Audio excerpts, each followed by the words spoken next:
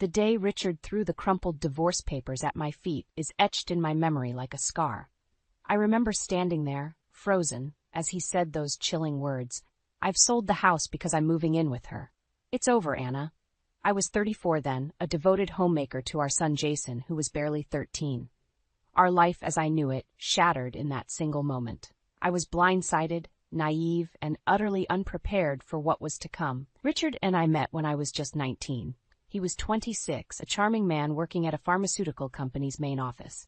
I was a fresh high school graduate, working as a receptionist at one of its subsidiaries. His attention flattered me. I was young, inexperienced, and he seemed like a dream come true. Our whirlwind romance led to an unplanned pregnancy, and before I knew it, we were married in a modest ceremony. Life then was simple, or so I thought. I devoted myself to our home and to Jason. Richard was often busy, his presence in the house dwindling over the years. I didn't question it.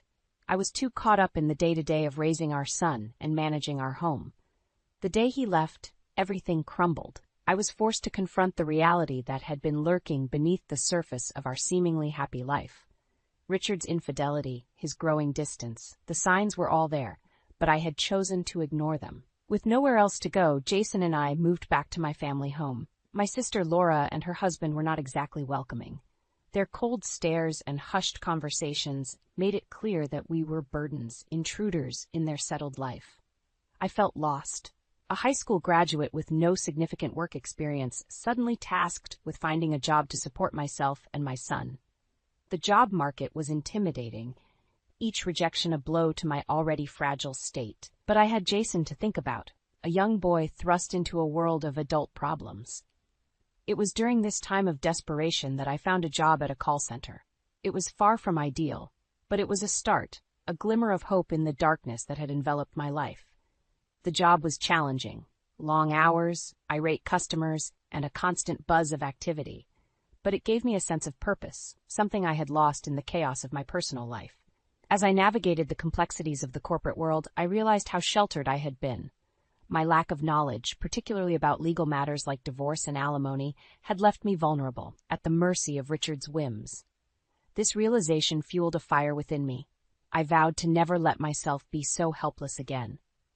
I immersed myself in learning, in understanding the world beyond the confines of home and family.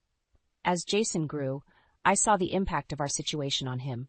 He was quiet, more reserved than his peers, his eyes often holding a depth that was too mature for his age.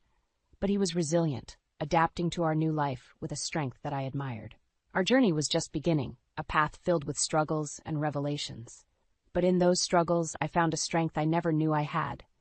And in those revelations, a determination to fight back, to claim what was rightfully ours. Life at my sister Laura's house was a daily reminder of how far we had fallen. Her husband Mark barely concealed his disdain, often remarking, "Anna, you need to find your own place soon. We can't support you forever." The pressure was relentless. I scoured job listings daily, each rejection deepening the sense of despair. But it was Jason's quiet resilience that kept me going. Despite the turmoil, he focused on his studies, his determination unwavering. One day, I stumbled upon a job opening at a customer service center. It wasn't glamorous, but it was a chance. The interview was nerve-wracking. I sat there, feeling out of place in my outdated suit, my resume embarrassingly thin. "Why do you want this job?" the interviewer asked. I wanted to say, "I have no choice."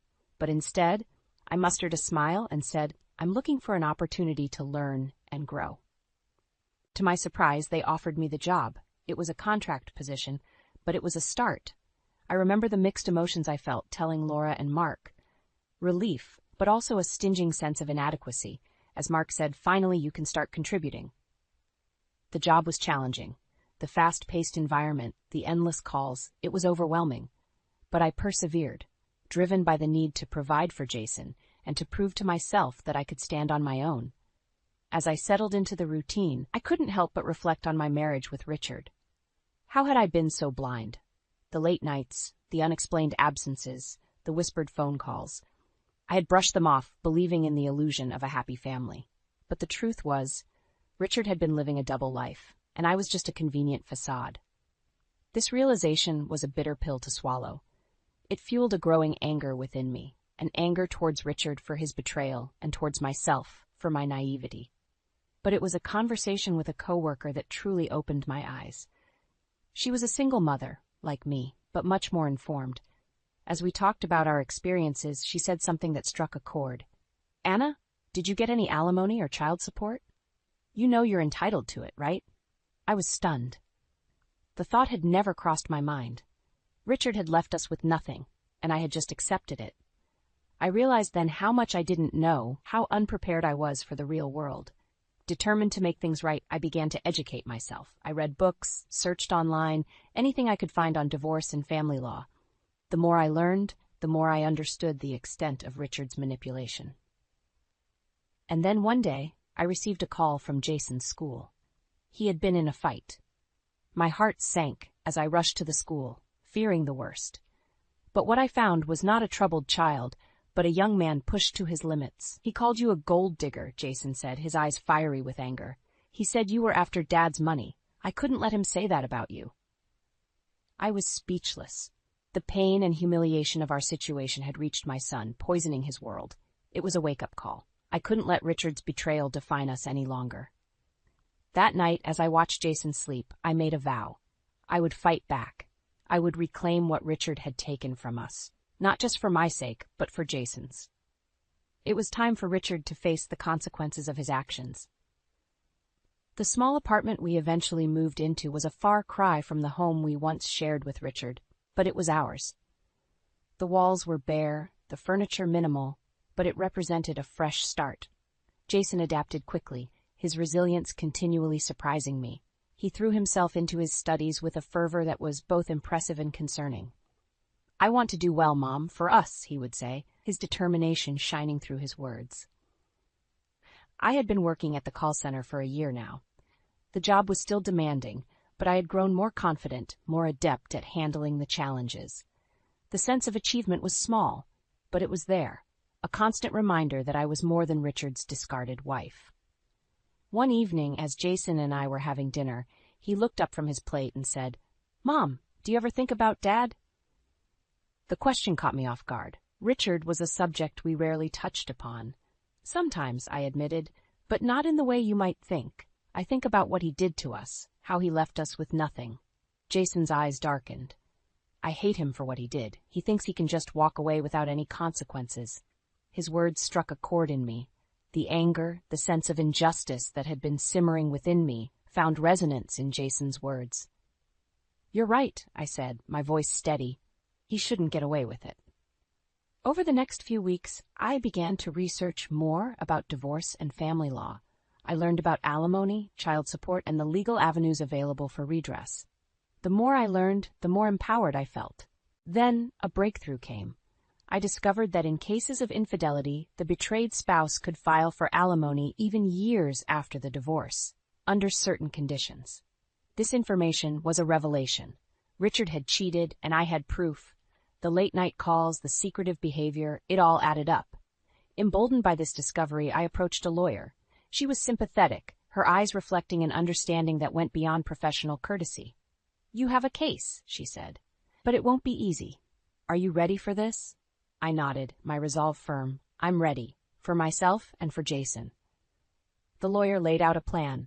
We would file for alimony, citing Richard's infidelity and his failure to provide financial support after the divorce. The process would be long and possibly contentious, but I was prepared. I had to be. Jason was supportive, his quiet strength a constant source of comfort. "We'll get through this, Mom," he assured me. "We're in this together." The day we filed the lawsuit, I felt a mix of emotions. Fear, anxiety, but above all, a sense of righteousness. Richard had wronged us, and it was time for him to answer for his actions. As the legal proceedings began, I braced myself for the backlash. Richard was not going to take this lying down, but I was no longer the naive young woman he had left behind. I was stronger, wiser, and I was ready to fight. The legal battle against Richard was like opening a Pandora's box. The lawyer's investigation unearthed more than just infidelity. It revealed a web of lies and deceit that Richard had woven over the years. As we sat in the lawyer's office one afternoon, she presented us with a file. "This is more than I expected," she said, her tone serious. Richard wasn't just unfaithful, he was living a double life. The documents in the file painted a damning picture. Bank statements, credit card bills, and photos, evidence of Richard's secret life, a life filled with luxury and indulgence, all while neglecting his family. "Look at this," the lawyer pointed to a photograph. It was Richard, looking carefree and happy, with a woman who was not me, his arm wrapped around her. My heart clenched at the sight, but I steeled myself. This was the truth, the reality I had to face. Jason's face hardened as he looked at the evidence. How could he do this? To us, to you. His voice was a mix of anger and disbelief. "We'll make him pay for this," I said, my voice firm. "He can't get away with it." The lawsuit took a toll on us. Richard's lawyers were aggressive, trying to discredit me, paint me as a vindictive ex-wife. But I stood my ground, bolstered by the evidence and the support of Jason and our lawyer. Then came the day of the deposition. Richard sat across from us, his demeanor smug and confident. But that confidence waned as the lawyer began to present the evidence. "Mr. Richard, can you explain these expenses?" she asked, her tone accusatory as she slid the bank statements across the table.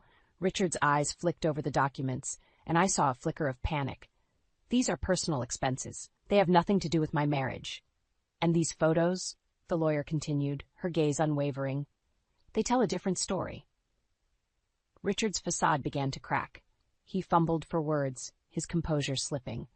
It was nothing serious, just a fling." "A fling?" Jason interjected, his voice icy. "You destroyed our family for a fling?" The room was thick with tension. Richard's lawyer tried to intervene, but the damage was done. The evidence was overwhelming, Richard's excuses feeble and unconvincing. As we left the deposition, I felt a sense of vindication. Richard had been exposed for what he truly was, a cheat. But it was not over yet. The lawsuit would continue, and I knew Richard would fight back. But I was ready. For the first time, I felt in control, no longer a victim of Richard's betrayal. I was fighting back not just for myself, but for Jason, for the life we deserved. The lawsuit against Richard was dragging on, each hearing more contentious than the last. But amid this turmoil, a surprising development unfolded. One evening, Jason came home, a peculiar look on his face. "Mom, you won't believe what happened today," he said, a mix of amusement and disbelief in his voice. "What happened?" I asked, curious. "I had a job interview today at a pharmaceutical company. Guess who the HR manager is?" I felt a chill run down my spine. "Not Richard?" Jason nodded. "Yes, Richard. He didn't recognize me at first. I guessed he'd forget his own son's face." The irony was bitter. Richard, who had discarded his family for his career, was now unknowingly interviewing his own son. "What did you do?" I asked, a part of me anxious about the encounter. Jason's eyes gleamed with a cold fire. "I played along at first, but then the end. I couldn't resist. I asked him if the company condones affairs. The look on his face was priceless when he realized who I was. I was torn between shock and a sense of poetic justice. Richard, confronted by the son he had abandoned in a setting where he had always felt most powerful. "What did he say?" I pressed, my heart racing. "He denied it, of course. So I pushed further. I asked how he could sit there interviewing me when he destroyed our family for his own selfish desires." Jason's voice was bitter, but there was a sharp sense of triumph, too. He was speechless. I left him there, stewing in his guilt. The revelation was staggering. Richard, now faced with the consequences of his actions in the most unexpected way. It was a twist of fate that seemed almost too fitting. "But why did you go to that interview?" I asked, still trying to wrap my head around the situation. Jason's response was simple, yet profound. I needed to see him, face to face, to show him that despite everything, he didn't break us. We're still here, and we're fighting back. The aftermath of Jason's encounter with Richard at the job interview sent ripples through our ongoing legal battle. Richard, now aware that his own son stood against him, became increasingly desperate in his defense. Our lawyer, Miss Carter, called us for a strategy meeting. "Richard's lawyers are pushing for a settlement," she informed us as we sat in her office. "But given the evidence in Jason's testimony, I think we can push for more. What do you want to do?" I looked at Jason, seeking his opinion. His jaw was set, his determination clear. "We go all the way," he said firmly. "He needs to be held accountable, not just financially, but morally, too." Miss Carter nodded, her expression resolute. "Good. Then let's prepare for the next hearing. It's going to be a tough one, but we have the truth on our side.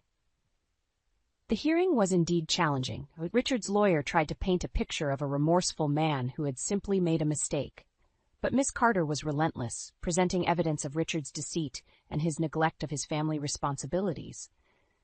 Richard himself took the stand, his demeanor a mix of defiance and feigned contrition. "I regret the pain I caused my family," he said, his voice lacking genuine remorse. "But I believe the settlement offered is fair and just." His words rang hollow, and I felt a surge of anger. How could he stand there playing the victim after all he had done? It was then that Jason spoke up. "Fair and just?" he challenged, his voice steady but filled with emotion. "Was it fair to abandon your family? To lie and cheat while we struggled to make ends meet?" The courtroom fell silent, the weight of Jason's words hanging in the air. Richard looked at his son, a flicker of something, guilt perhaps, crossing his face. But it was too late for regrets. The judge, after deliberation, ruled in our favor. The settlement was significantly more than what Richard had offered, a tangible acknowledgement of the harm he had caused. As we left the courthouse, a sense of vindication filled me. It wasn't just about the money, it was about justice, about holding Richard accountable for his actions. "We did it, Mom," Jason said, a hint of a smile on his lips. "We finally made him pay." The legal victory over Richard was more than just a win in court. It was a reclaiming of our dignity and a step towards healing. But the story didn't end there. The consequences of Richard's actions started to unravel his life, both professionally and personally. One evening, a few weeks after the trial, I received a call from an old acquaintance who worked at the same pharmaceutical company as Richard. "Anna, have you heard about Richard?" she asked, her voice tinged with a mix of shock and gossip. "No. What happened?" I inquired, a sense of curiosity mixed with apprehension. "He's been demoted," she revealed. "After your lawsuit, the company did their own investigation. Turns out he was using company resources for his personal affairs. They've transferred him to a remote factory, practically a career death sentence." I sat in stunned silence. Richard, once the rising star of his company, now faced the repercussions of his actions in the most fitting way. His career, the one thing he had valued over us, was crumbling. Jason listened quietly as I shared the news. "Good," he said simply, but his eyes reflected a deeper sense of satisfaction. "He's getting what he deserves." But the retribution didn't stop there. Richard's social circle, once a tight-knit group of colleagues and friends, started to distance themselves. His reputation, tarnished by the lawsuit and the company investigation, became a liability. I heard from various sources about Richard's fall from grace, how he had to sell his apartment to cover the settlement and legal fees, how his second wife, the woman he left us for, struggled to adjust to their new, diminished lifestyle. It was a harsh reality, but one that Richard had brought upon himself. His choices, driven by selfishness and deceit, had led to his undoing. As I reflected on these developments, I realized that this was not just about revenge. It was about justice, about the universe righting a wrong. Richard, who had once seemed untouchable, was now facing the consequences of his actions. Jason and I talked about it one evening, the discussion more reflective than vengeful. "Do you feel sorry for him?" Jason asked, his voice neutral. I paused, considering the question. "No," I finally said, "but I do feel a sense of closure. It's as if a chapter has finally ended, allowing us to start anew." Jason nodded in agreement. "Yeah, it's time to move on, to focus on our lives." The chapter closes with Anna and Jason looking towards the future, the weight of the past slowly lifting from their shoulders. They had faced adversity and emerged stronger, ready to embrace the next chapter of their lives. With the legal battle behind us, and Richard facing the consequences of his actions, a new sense of freedom enveloped our lives. It was as if we had been released from a dark cloud that had loomed over us for years. Our small apartment, once a symbol of our struggle, began to feel more like home. We redecorated, making it a reflection of our new beginning. The walls, once bare, were now adorned with artwork, and the shelves filled with books and memories. Jason, now more relaxed and focused, was excelling in his studies. His previous resolve, born out of anger and a desire for justice, had transformed into a genuine passion for learning. "I'm thinking of applying for a research internship this summer," he told me one evening, his eyes alight with excitement. "That's wonderful, Jason," I said, feeling a surge of pride. "You've worked so hard for this." Our conversations had shifted from the past to the future, from what we had endured to what we hoped to achieve. We talked about travel, about the places we wanted to see, and the experiences we wanted to have. One day, as we sat sipping coffee in our newly decorated living room, I brought up a topic that had been on my mind. "Jason, have you thought about dating? Meeting someone special?" He chuckled, a bit embarrassed. "I've been so focused on school and everything else. But yeah, I think I'm ready to start dating." I smiled, happy to see him considering a normal, happy aspect of life. After everything we had been through, it felt like a victory in itself. As for me, I had grown in my role at the call center, taking on more responsibilities and even mentoring new employees. The job that had once been a necessity had become a source of fulfillment. One evening, as we were having dinner, Jason looked up from his plate and said, "Mom, I've been thinking. We should invite Grandma to come and live with us. She's been alone since Grandpa passed, and I think she'd like it here." The suggestion warmed my heart. "I think that's a great idea, Jason. She's always been there for us. It would be nice to have her close." Our lives had taken a turn towards peace and contentment. With Grandma now living with us, our home felt fuller, brimming with laughter and stories from the past. Her presence brought a sense of completeness, a connection to our roots that we had long missed. One evening, as we sat together, Grandma shared stories of her youth, of the challenges she had faced and overcome. "Life is a tapestry of experiences," she said, her eyes reflecting the wisdom of her years. "Some parts are dark and difficult, while others are bright and joyful, but together they make a beautiful picture." Her words resonated with me. Our journey had been tumultuous, marked by pain and struggle, but it had also been a journey of growth and resilience. We had emerged from the darkness, not unscathed, but stronger and wiser. Jason, now more confident and driven, had become an embodiment of that resilience. His academic pursuits were flourishing, and he had even started dating someone he met at university. Seeing him so happy and fulfilled filled me with an indescribable joy. As for me, I had found a sense of purpose beyond the call center. I started volunteering at a local community center, helping other women who had faced similar challenges. Sharing my story and lending a listening ear brought a sense of fulfillment that I had never known before. One night, as Jason and I sat on our balcony, looking up at the stars, a sense of calm enveloped us. "Mom, do you ever think about Dad anymore?" he asked, his voice gentle. I paused, considering the question. "Sometimes," I admitted, "but not in anger or resentment. I think about how far we've come since then, how he was a part of our story but not the defining part." Jason nodded in understanding. "Yeah, I feel the same. He's just a chapter in our past." We sat in silence for a moment, each lost in our thoughts.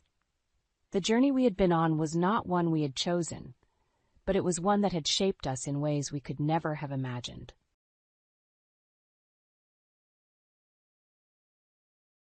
"I'm staying over tonight. Can you make room for all of us?" "Wait a minute. I already told you. I have plans to go see a play tonight, and it'll be late when I get back." That's why I said we'd all stay here. When her son wasn't home, his mom showed up unexpectedly with 7 friends. I hadn't been told about this visit and I had my own plans, so I tried to say no.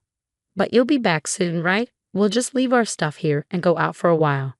Could you get dinner ready and set up places for us to sleep?" She acted like she didn't care about my situation and acted as if everything was already arranged. To make things worse, I noticed the necklace she was wearing. I had put up with her rude behavior for a long time without saying anything, but this was too much. "I can't. I'm leaving for a trip right now." "What? You're going on a trip? Who's going with you?" My unexpected refusal surprised her. I had finally reached my breaking point after enduring her constant nagging. "Please give me back that necklace." It was time for my mother-in-law to face the consequences of her actions. My name is Michelle Gorman, and I'm a 30-year-old housewife. After I got married, I used my experience in administration to become a computer class instructor. My husband, Mike, is busy every day as the president of his father's company. Sometimes he seems lost in thought, but it makes me happy to see him relaxed, especially when we go on our favorite movie dates. "I feel better when I'm with you," he often says. I'm glad if I can make his life a little easier. I wish I could offer him advice or suggestions, but I've always found it hard to speak up. Since I was young, I've preferred listening to others rather than talking about myself. My older brother, who's 4 years older than me, has always looked out for me. I used to dislike that about myself, but thanks to Mike's support, I've started to gain some confidence. Mike has an older brother who works as the vice president in their father's company. His wife, Mindy, is around my age, and we get along great. She's focused on her career, reliable, and kind. I admire how she stands up for herself and shares her opinions, yet she's also understanding and flexible. Watching her stand up to the mother-in-law was really impressive. Unfortunately, they live far away, so I don't get to see them often, which I regret. On the other hand, the mother-in-law acts like she's the daughter of the company president, always confident, but her stubbornness and arrogance are clear.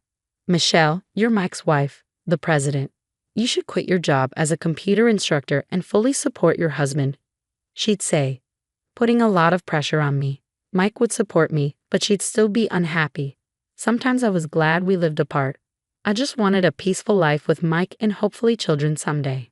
But then Mike's father passed away suddenly from a heart attack. It was a shock for everyone, and Mike and his brother had to figure out what to do with the family company. Mike decided to stay in New York for a while. I went back home and waited for Mike's updates. With the extra responsibilities on both of them, I was worried. After talking with his brother, they decided that Mike would move to the company's main office in New York. His brother became the new president and Mike became the vice president. We looked for a house in New York and found a nice one that was already built. It was a bit far from the train station, but it was in a quiet area, which felt safe. The house had lots of sunlight, so it seemed like we'd have a comfortable life there. Since Mike had to work late because of all the changes at work, I made sure our home was cozy so he could relax and prepared healthy lunches for him. I wanted to do everything I could to support him. And just like that, a month went by. I'm back. I'm starving, Mike said. Thanks for working so hard. I'll make dinner, I replied. Thanks. Hey, Michelle, my mom wants to visit this weekend. Is that okay? I was worried that she might be feeling lonely since Mike's dad passed away, so I was glad to hear this. Of course. We still have some things to tidy up, but she's welcome, I said. Thanks. I'll tell her. Oh, maybe I should ask my brother and his wife to join too, Mike suggested. Yeah, that's a great idea, I replied. It might sound strange, but moving here meant I could see Mindy, my sister-in-law, more often, which was a nice surprise. That weekend, we all got together to talk about what had been happening and share memories of my father-in-law. It's sad that Dad's gone, but I didn't want to stay sad forever, so I started a new hobby, my mother-in-law said with a smile. She always looked elegant, wearing beautiful dresses and nice jewelry. Today, she looked stylish with a light purple scarf that stood out. She seemed to have lost some weight, but she was still firm when giving advice to Mike and his brother about the company. But since my father-in-law passed away, I noticed she was being stricter with me. Michelle, we're running out of drinks. Can you go buy some? She asked. Jessica, I can go get them, Mindy offered. Oh, can you? That would be really helpful, she said, sounding more demanding towards me than she did towards Mindy. I thought maybe she was struggling with the loss of her husband, so I decided to let her comments go for a while and just watch. After dinner, Mike drove everyone home, and the night was over. Since then, my mother-in-law started coming to our house a lot. She started criticizing how I kept the house and complaining about Mindy, and she started going through our fridge without asking, which surprised me. Michelle, Mike is so busy right now. You should pay more attention to the meals you make for him. What if he gets sick too? Yes, I'll be more careful. And there's still trash here. Can't you clean up properly? I'm sorry. It kept going like this. It felt like she was just finding things to criticize about me to pass the time. But whenever Mindy came over, she'd leave quickly, saying she had other things to do. She said it wasn't because she didn't like me, but I felt differently. Maybe she found it easier to boss me around, since I hardly ever argued back, than to do the same to Mindy, who always spoke her mind. I thought about getting a job to spend less time at home. But even after I found one, my mother-in-law's harassment got worse. Michelle, we're out of barbecue sauce at our place, so get some while you're out. I brought some leftovers with me, so I'll take them. Her boldness sometimes left me speechless. She could easily afford to buy fancy ingredients from a fancy store. Then something happened. A necklace that was very special to me disappeared. It was a keepsake from my mother, and I always kept it safe on a shelf in my room. The only person who came to mind was my mother-in-law, since she visited often. Even though I didn't want to suspect her, she often looked around our house and probably knew where most things were. Despite searching everywhere, I couldn't find it, so I decided to ask her about it. That's when she exploded with anger, yelling, "You probably lost it yourself. How dare you accuse me? What kind of person are you? I'm sorry, I searched everywhere I could think of, but I couldn't find it. It's a special keepsake from my mother, and it means a lot to me." More than feeling angry about being accused, I was devastated about losing something so precious from my mom, and tears started to fall. "I don't care, it's just a necklace. Why don't you just ask Mike to buy you a new one?" It's not about getting a new one. I realized she wouldn't understand my feelings. I decided not to talk about it anymore.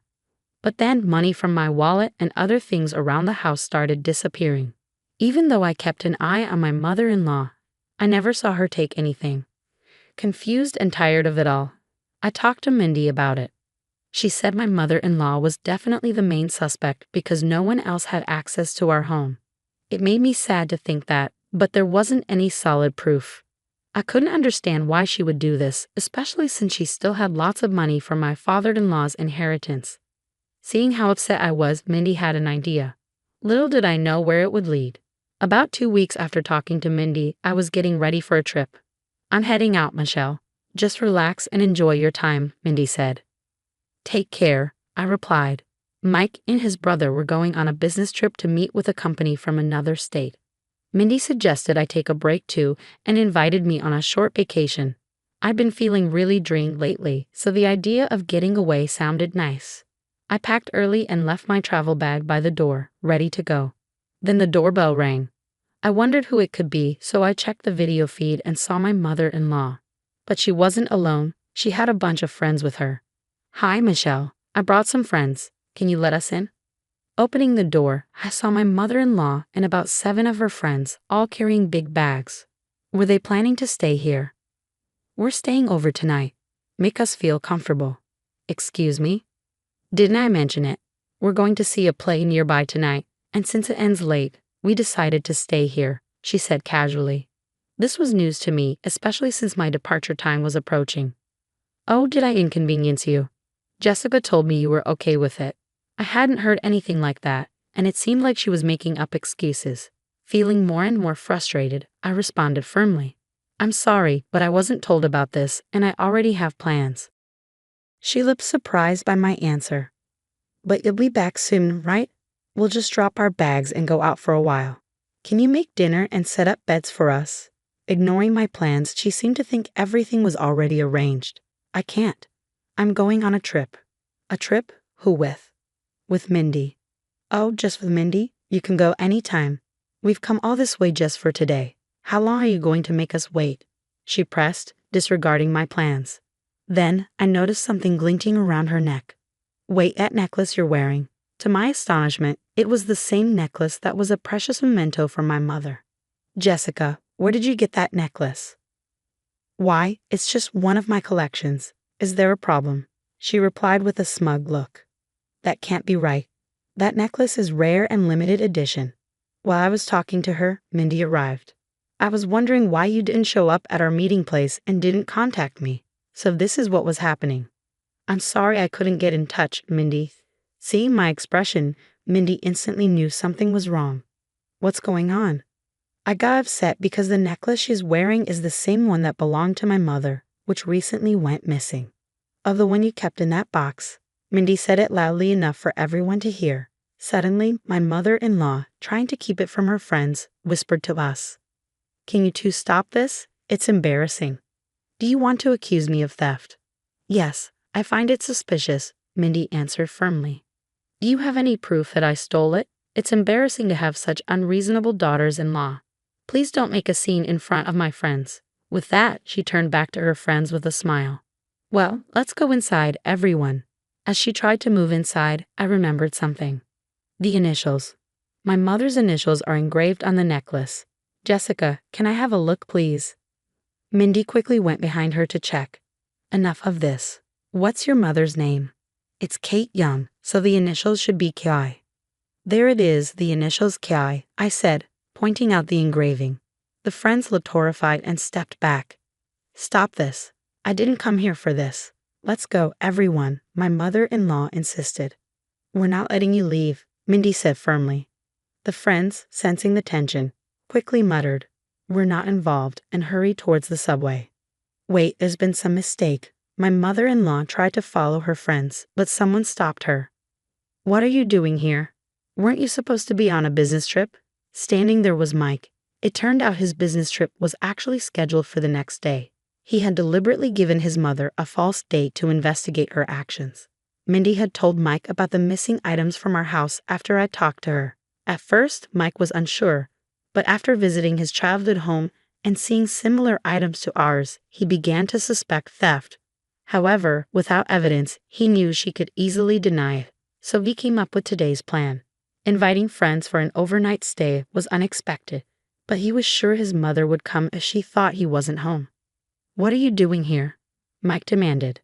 I was just leaving, my mother-in-law said as she tried to go, but I stopped her. Give it back. That necklace isn't yours. It's a keepsake from my parents. Why do you have it, Mom? I demanded. It's not what you think. I found it in my purse. Michelle must have set me up, she claimed, suddenly shifting the blame to me, seemingly fearing she was in trouble. Do you really think such a lie would work? There's no way Michelle would do something like that. First, give the necklace back to Michelle. We'll talk after that, Mike said firmly. Reluctantly, she took off the necklace, threw it on the ground, and tried to run away. Hey, wait! We tried to chase her, but stopped shortly after. We didn't need to anymore. Huh? I was taken aback as 10 police officers stood in front of my mother-in-law.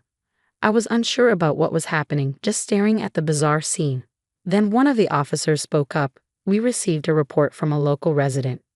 They said someone who seemed to be causing a disturbance here was often seen entering this house when the owners were away. They asked us to come quickly. What are you talking about? I'm the mother of the son living here. Getting the police involved in a family matter? My mother-in-law retorted, looking annoyed. Wait, what do you mean she entered when we weren't home? I never did such a thing, I interjected. I always come when you're home. Did the informant say anything else? When we asked the police, they mentioned that someone had witnessed my mother-in-law sneaking into our backyard, likely using a spare key to get inside. Indeed, we had a spare key hidden beneath a plant pot in the backyard. This realization gave us chills and also explained the missing items.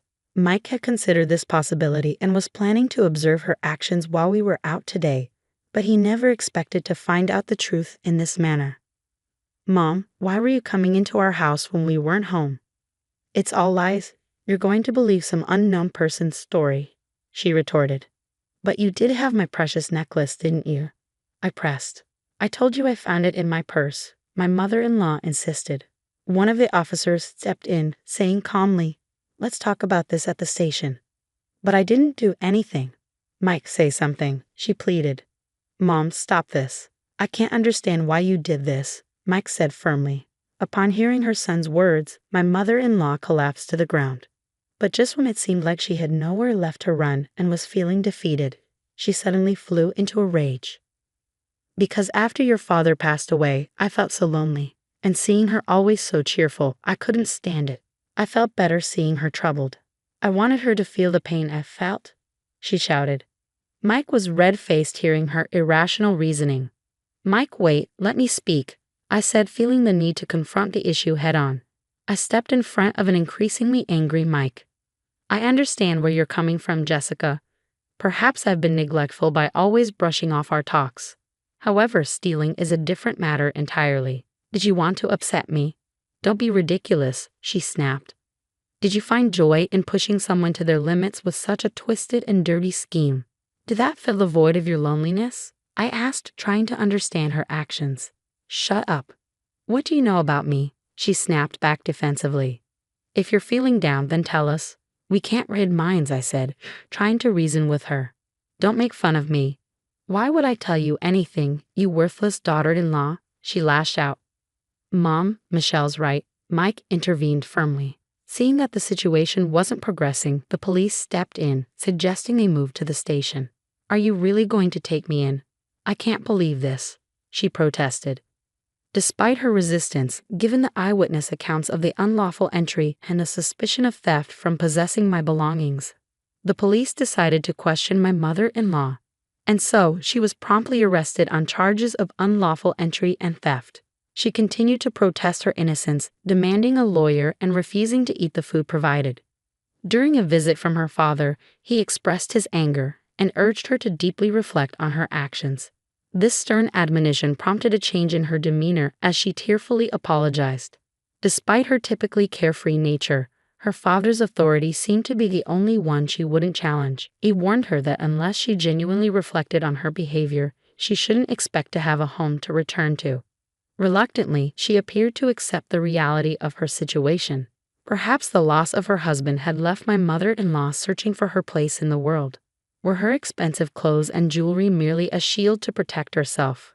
I even began to wonder if her differing treatment of me and my sister-in-law was just a facade to conceal her vulnerabilities. However, her excessive desires and inability to control them were a separate issue. It was clear that making wrong judgments had led to this unfortunate incident. I was shocked to see the situation escalate to such a degree, especially realizing that my mother-in-law had been using a spare key to enter our house without our knowledge. It genuinely terrified me to think about the potential dangers of someone entering our home without permission. Later, I discovered that the couple living diagonally across from us had reported her. The wife, who works from home, had noticed my mother-in-law entering our yard suspiciously multiple times and found it concerning. I'm incredibly grateful for their courageous actions. Since then, we've been enjoying a peaceful life. To ensure our safety, we changed our locks and stopped hiding a spare key in the yard. Mike decided to cut ties with his mother and made her promise not to contact us again. He warned of legal action if she attempted to do so. After her release, she returned to her rural childhood home and reportedly adopted a more modest lifestyle. A significant change from her previous lavish ways. Under the watchful eye of her father, she now helps around the house from early morning. I sincerely hope she takes this opportunity to reflect on her past behaviors. Meanwhile, my own father has moved in with us as a precaution against any further unexpected visits from my mother-in-law. He's here to ensure my safety. But there's another reason he's with us. I'm currently expecting our first child. The anticipation of becoming grandparents, coupled with the support of Mike, fills me with a sense of warmth and determination. While material possessions can bring temporary satisfaction, it's the presence of loved ones that truly enriches our lives. As we discuss our living arrangements surrounded by our dear ones, we are committed to preserving the peace and happiness of our daily lives. But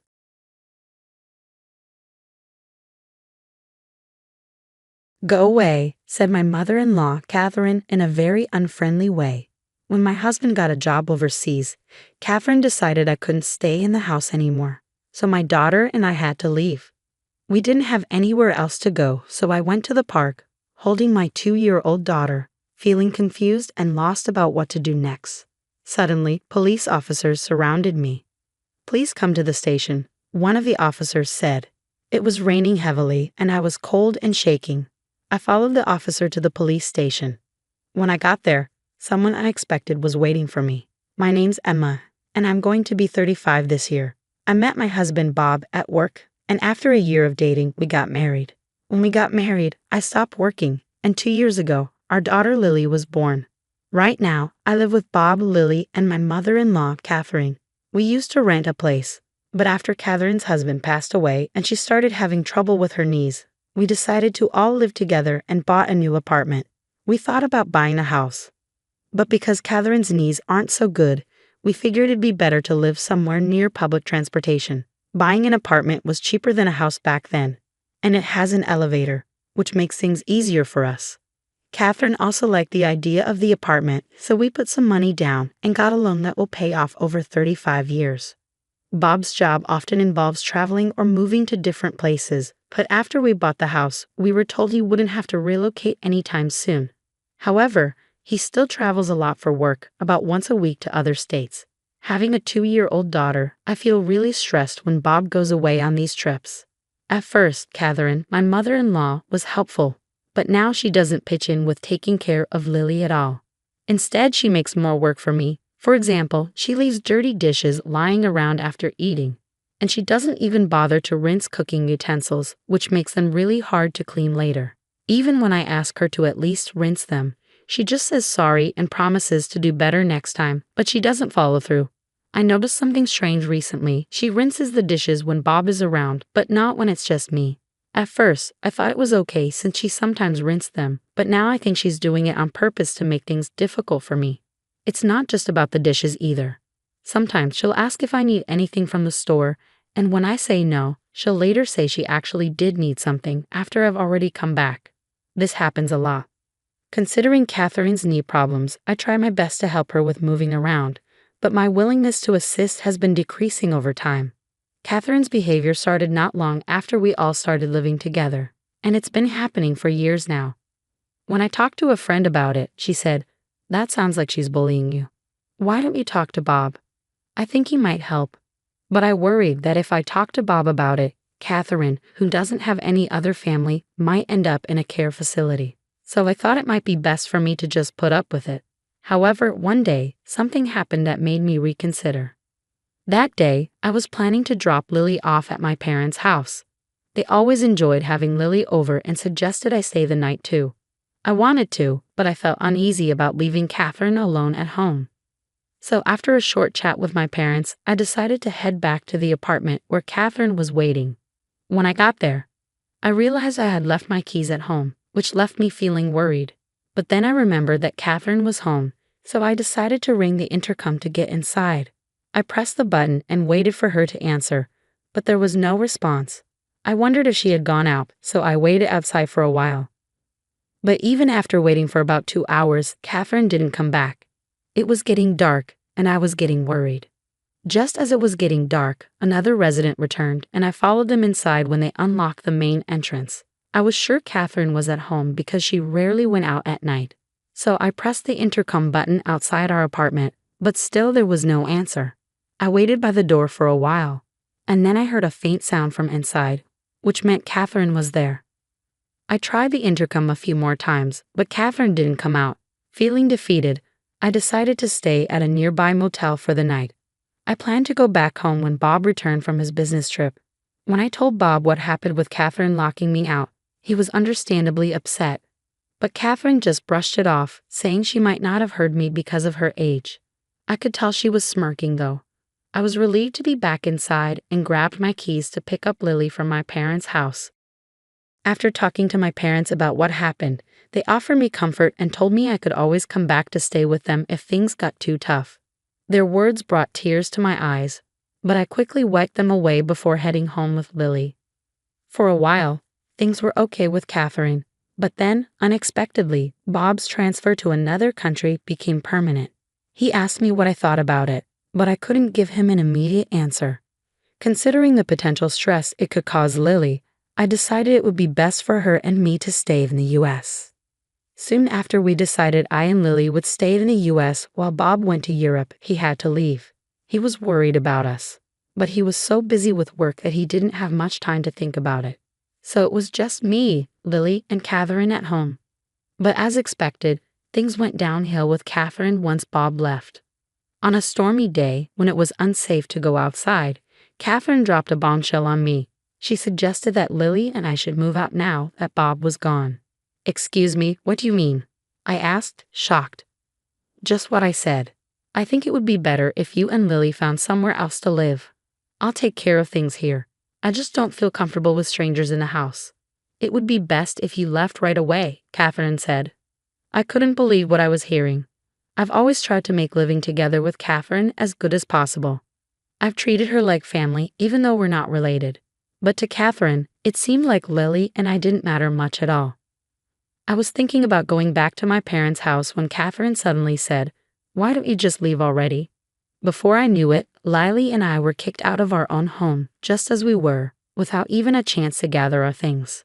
No matter how hard I knocked on the door, Catherine wouldn't let us back in. I felt lost and confused. I carried Lily through the pouring rain to a nearby park. There was a shelter there that I hoped would keep us dry from the rain. Ideally, I would have gone to a motel or gone back to my parents' place. But I had left my wallet and phone inside the house. I felt helpless as I sat in the park, trying to figure out what to do next. I'm not sure how much time passed as the rain poured down. I was exhausted and cold, and I started to doze off. It was dark already, and even though it was summer, the cold was harsh, and I worried that Lily and I might get sick. As bad as things were, it seemed like the only option was to walk to my parents' house, even though it would take about 3 hours. As I was thinking about what to do next, I noticed 2 lights coming closer through the rain.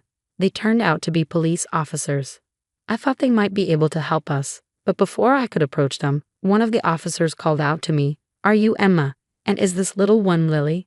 I was surprised they knew our names but replied, "Yes, that's us." Then the officer said, "Please come to the station with us." I wondered why they wanted us to go to the police station. If something was wrong, urged by the officer, Lily and I got into the patrol car. We were freezing from being out in the rain for so long, but the officers had brought big towels for us. "You might need these. We've got some spare clothes for you at the station," they said kindly. Curious about why they knew about us and why we were going to the police station, I asked, "How did you know where to find us?"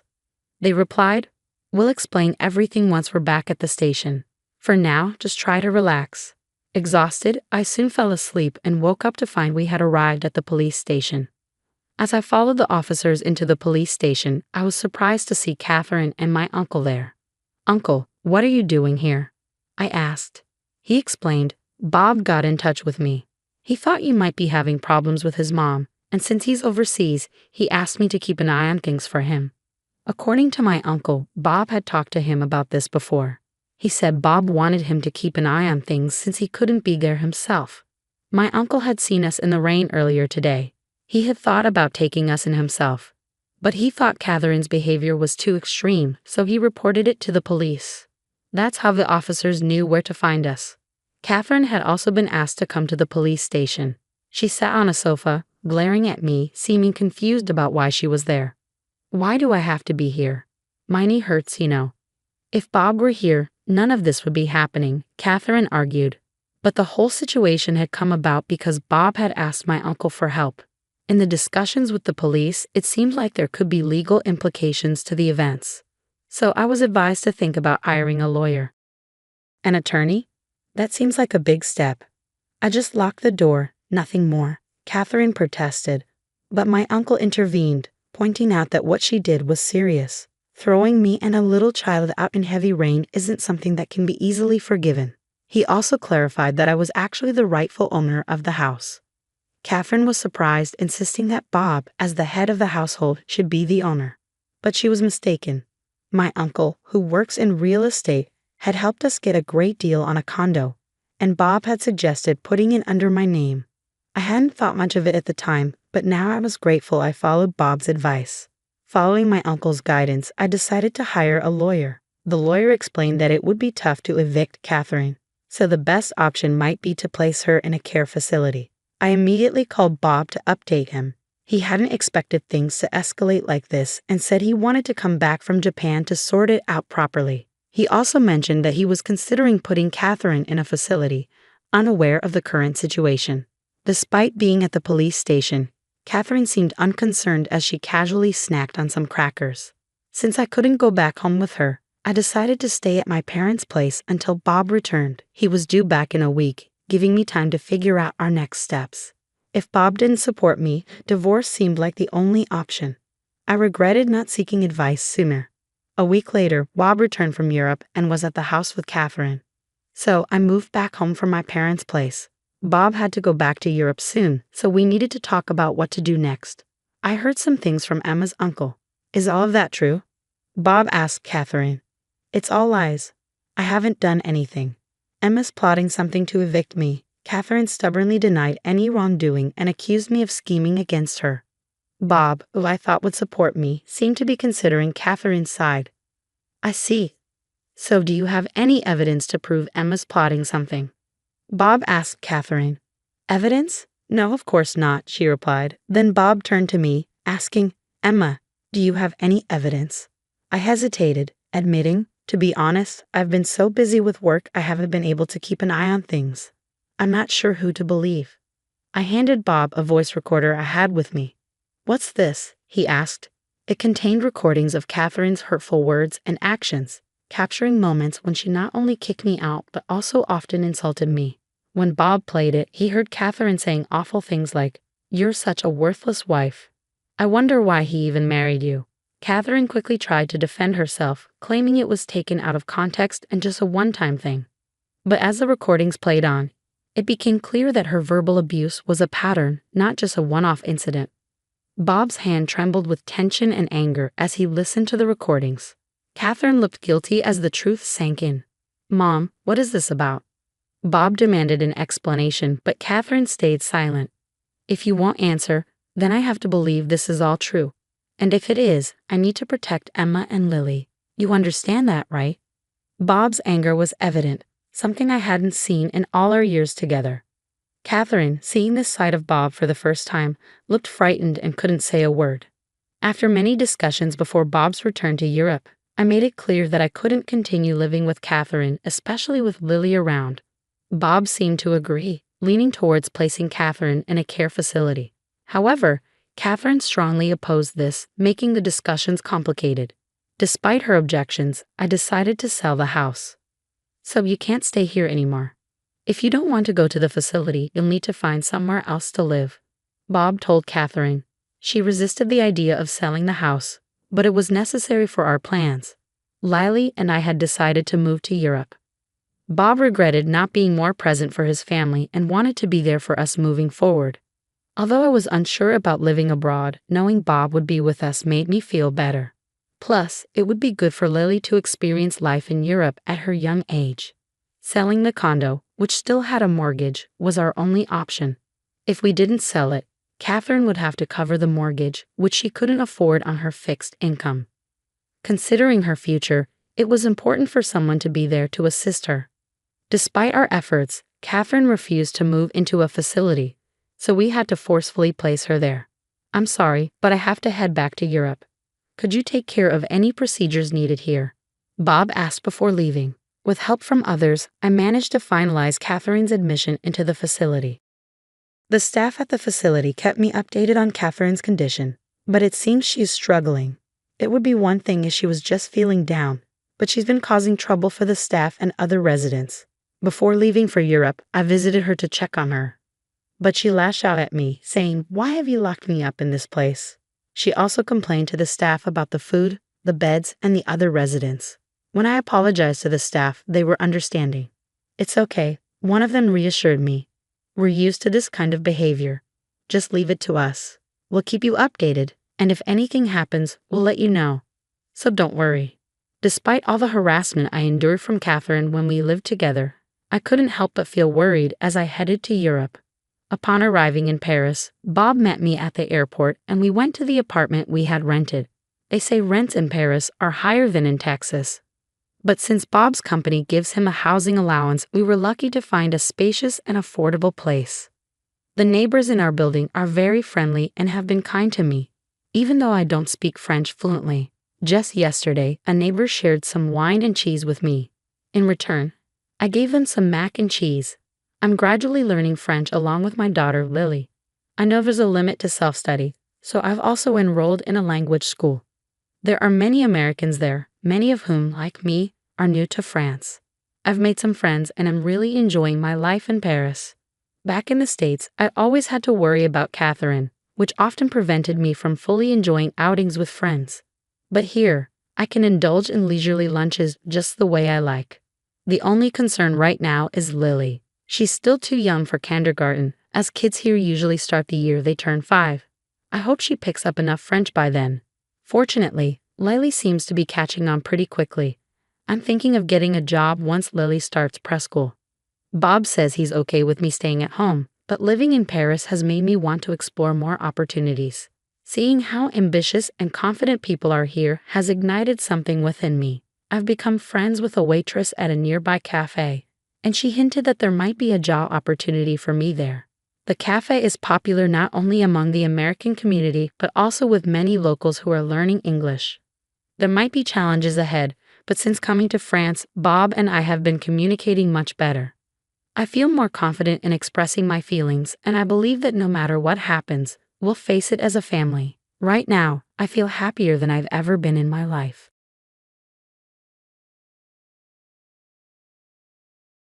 Hey, isn't today our honeymoon when we're supposed to go on a trip together? Why did you rip up my passport just as we were getting ready to go? I couldn't believe what my husband had done. He ripped my passport without asking, looking really pleased with himself. It made me so mad. I never wanted to go on this trip with you. I was always going to go with my mom instead. Before we got married, I felt some tension, but I didn't realize how messed up things were between my husband and his mom. Nobody in my friend group ever talked about their mother-in-law taking over their honeymoon. I was shocked and mad about this crazy situation, but mostly I felt super weirded out. I started to question if marrying him was a big mistake. As he pulled out scissors and started cutting up my passport, I saw my mother-in-law grinning like crazy and knew I had to escape from there fast. It was totally unexpected, but I had just the right proof to take them both down. My name's Sarah. I'm 29 and been working for 7 years. Recently, my boyfriend of 4 years popped the question I've been waiting for. Now, I'm knee-deep in planning our wedding and honeymoon. I met my husband after I started working. I've always been more on the quiet side, and although I had a boyfriend in college, things just didn't work out. After that, I didn't really date anyone seriously for a while. So when I started working, it was a big surprise to find myself getting married before many of my colleagues. I think I was even more shocked than anyone else. My husband was a senior at the company when I first joined, and he was always there to help me when I struggled with new tasks. Even though the only guy I dated before him was a classmate, there was something different about someone who was 5 years older. I found him reliable and trustworthy. When he asked me out on our first date, I was ecstatic. I still hold dear the dolphin figurine we bought at the aquarium during that date. When he mentioned wanting to date with marriage in mind, I felt like I was on cloud 9. We went on many dates, and he proposed to me at that same aquarium where we had our first date. Could I really be this happy? That night, I was so excited that I couldn't sleep, and I still remember that feeling vividly. With my mind still filled with happiness, we quickly decided to visit his parents' home the next week. But during the visit, I started feeling unsure about our marriage. My father-in-law was nice, but my mother-in-law didn't seem to like me much. She even said, "You could have married someone more impressive than this ordinary girl."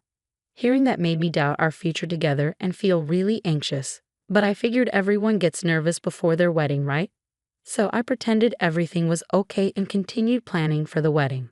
Then one day, while talking about our life after marriage, both my husband and his mom just assumed I quit my job. Even though I used to think quitting work after getting married was nice, I didn't see it as an option now. Looking back, I think my worries about marriage stopped me from considering leaving my job, where I felt safe. Even though my mother-in-law kept suggesting I quit, I decided to keep working at the same company as my husband, ignoring her. During our wedding planning, we didn't see eye to eye on when to officially register our marriage. He wanted to do it sooner, but we decided to go with his choice and did it shortly after. The process was pretty ordinary, but knowing we were officially married made me really happy. We talked about having a small, cozy wedding, but it seems he mentioned this to his mom. She called the next day. "You're planning a small wedding for Edward. Please don't make decisions without considering everyone's opinion. The wedding should be big and fancy. I'll make sure it's what Edward wants. And please keep your guest list short, just your parents and close friends. Your friends wouldn't add much excitement to the wedding anyway." I was overwhelmed with all the opinions flying around about the venue and guest list. It was frustrating that my soon-to-be mother-in-law thought she could control everything. But I didn't want to argue with her. Even though I had a lot to say, I kept quiet, thinking maybe this was just how weddings went.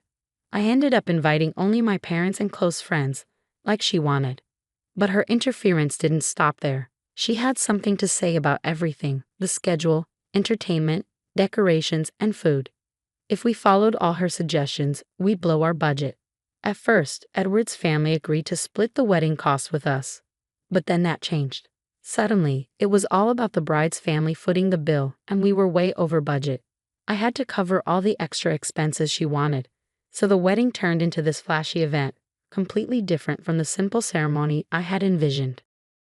I tried to make some changes secretly to save money, but she found out and scolded me, saying it looked cheap because I didn't listen to her. After the wedding, I hoped for some distance from my mother-in-law, but then my husband dropped a bombshell. I was tired of her meddling in the wedding plans, and despite knowing I wanted space from her, he insisted we move in with her. Our new place, which we'd already arranged, was suddenly canceled without my knowledge. All our stuff was redirected to my husband's family home.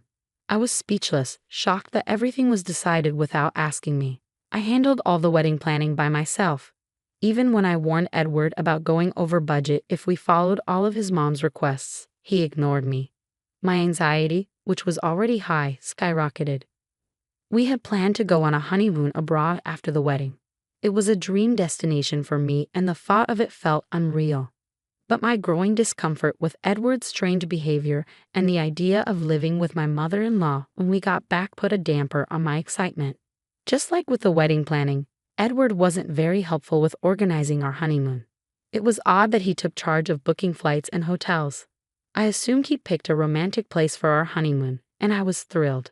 Even though I ended up paying for everything, I was just happy he was pitching in, given all the excitement before the wedding. But I didn't realize this was a sign of things to come. Finally, the wedding was over, and amidst the chaos, our honeymoon day arrived. Despite some lingering doubts about the wedding and moving in with his mom, I was determined to enjoy the trip with Edward.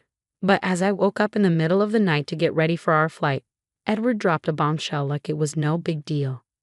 "Sarah, I'm going with my mom instead." As I was checking our luggage, I couldn't believe what Edward had just said. "What? What do you mean? This is our honeymoon, not just any trip. Why would your mom be coming? And we only booked for two for the flights and hotel." I was shocked, trying to make sense of it all when Edward dropped another bombshell. "I never said I was going on this trip with you, did I? Don't be ridiculous. I'm going with my mom. A trip with her is more important than our honeymoon. It's a thank you trip for all she's done for me. You stay here and clean the house from top to bottom." With that, Edward started tearing up my passport. I couldn't believe it, unable to speak, just watching as he destroyed it. Right then, my fully dressed mother-in-law barged into the room without even knocking. "Edward, are you ready?" Seeing her, Edward's face lit up. "Yeah, we're all set.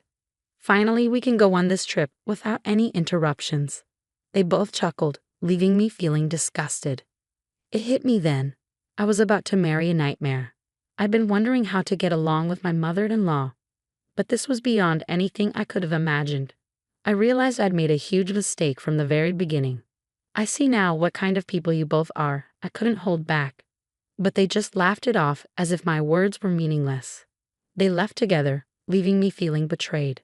I had been happy thinking Edward was helping with the honeymoon, but it was just a setup for him to go with his mother. He'd been planning it all along, booking everything under her name and leaving me to foot the bill. The betrayal stung, but my anger outweighed my sadness.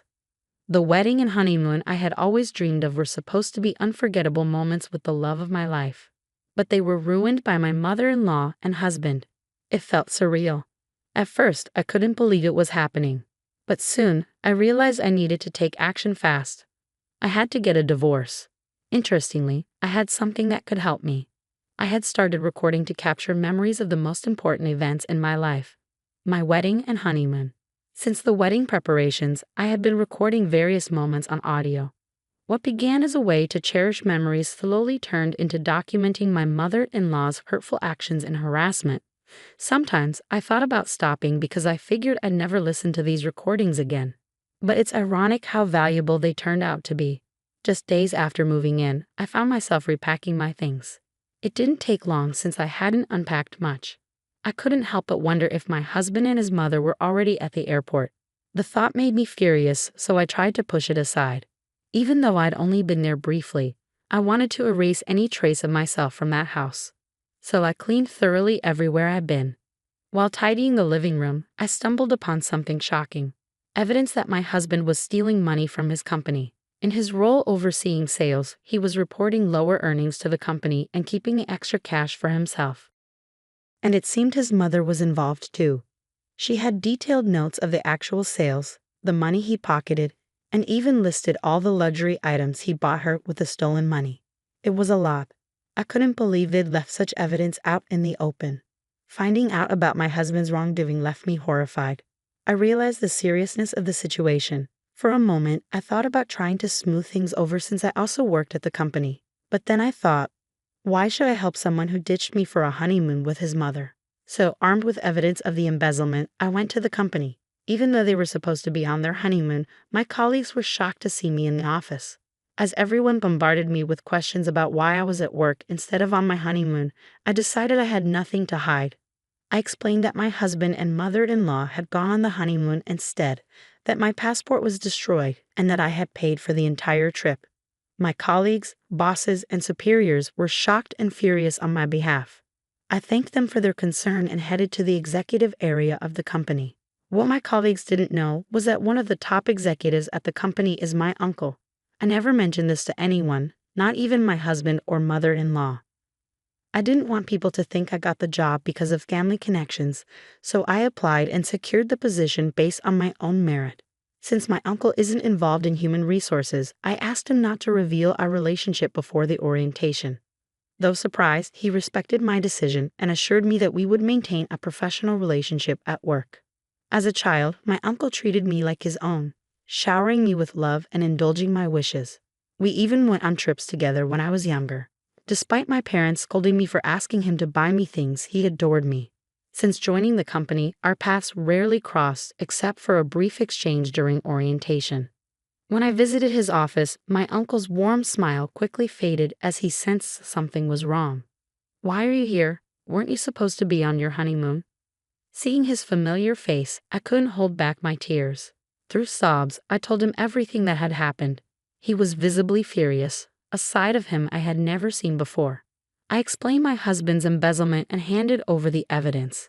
My uncle promised to hold a board meeting immediately to address the situation. After promising to address the situation, my uncle asked about my plans for the day. When I mentioned heading home, he suggested we grab some food together before he dropped me off. Despite the unbelievable betrayal I had experienced, I felt genuinely grateful for the warm-hearted people in my life who cared for me.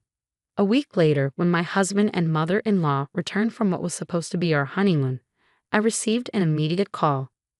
My husband was furious that I hadn't picked them up from the airport or cleaned the house as instructed. He demanded to know where I was. With the support of my uncle and parents, I had already hired a top-notch divorce lawyer, and the process was underway. Without giving my husband a chance to speak, I said firmly, "You two are loud and annoying. I don't want to hear your voices anymore. Why would I pick up someone I'm divorcing? And why would I follow your orders to clean?" He was momentarily stunned but quickly resumed his ranting. "Do you think it's okay to speak to me like that? I did you a favor by marrying you. If I divorce you, you'll never find someone else. My mom's furious too. If you come back now and cook for us, I might forgive you. We're tired of foreign food. Make us some traditional meals." His words were shocking. After his scheme with the passport and going on a trip with his mother, I saw his true colors. It dawned on me that I had never truly known him. I had been reflecting on this realization for the past few days. "I've already consulted a lawyer about our divorce. Please discuss any related matters with them." "Divorce? What are you talking about? We're not getting a divorce." I heard his mother in the background, shouting for him to hand her the phone and calling me names. "Well, do as you please. By the way, I informed the company about your embezzlement. I think I'll be calling you in soon. Maybe you should get a lawyer too. Bye." I sensed his panic on the other end, but it wasn't my problem anymore. He kept calling, so I just blocked his number. My uncle knew our honeymoon dates, so right after our call, the company summoned my husband. With the evidence I provided, they verified the information and confirmed the discrepancies in the payments. It turned out the amount my husband embezzled was huge. In front of the company's executives, my husband desperately tried to defend himself. He made up a story claiming I was the real embezzler and he had tried to stop me. At that point, my uncle couldn't hold back and shouted, "My niece would never do such a thing. We've confirmed that you and your mother committed the embezzlement. You're lucky we haven't involved the police yet." Realizing his scheme had unraveled and that I had connections in senior management, my husband looked defeated. That day, I went to the company to return the wedding gifts to my colleagues. Despite our marriage ending so soon after the wedding, they all refused to take them back, saying they were given with heartfelt blessings. Surrounded by their warmth, my husband approached me, looking desperate. "Why didn't you tell me about your family connection? I'm sorry, truly. Can we start over?" Can you ask your uncle to let me stay in the company and make the embezzlement charges disappear? Disgusted, I replied. Do you even hear yourself? Are you serious? Divorce is the only way forward now. Reflect on your actions and face the consequences. After I pushed him away, my colleagues intervened and called security, who removed him from the premises. He was immediately fired. As for the embezzlement, the company is pursuing damages from him. Upon learning about the situation, my mother-in-law attempted to contact my family repeatedly. However, after consulting my sensible father-in-law, the calls ceased. I had always wondered why my father-in-law had agreed to our honeymoon, but when he came to apologize later, admitting his mistake, it became clear. He had believed my mother-in-law was going on a domestic trip with her friends. He was looking forward to a peaceful week without her constant demands and nagging about shopping and dining out, hoping for a brief respite. When I returned home after learning about the ridiculous actions of my husband and mother-in-law, my father-in-law agreed that I should go back to my parents' home and helped me pack. Emotions were running high, and without much discussion, I left for my family home.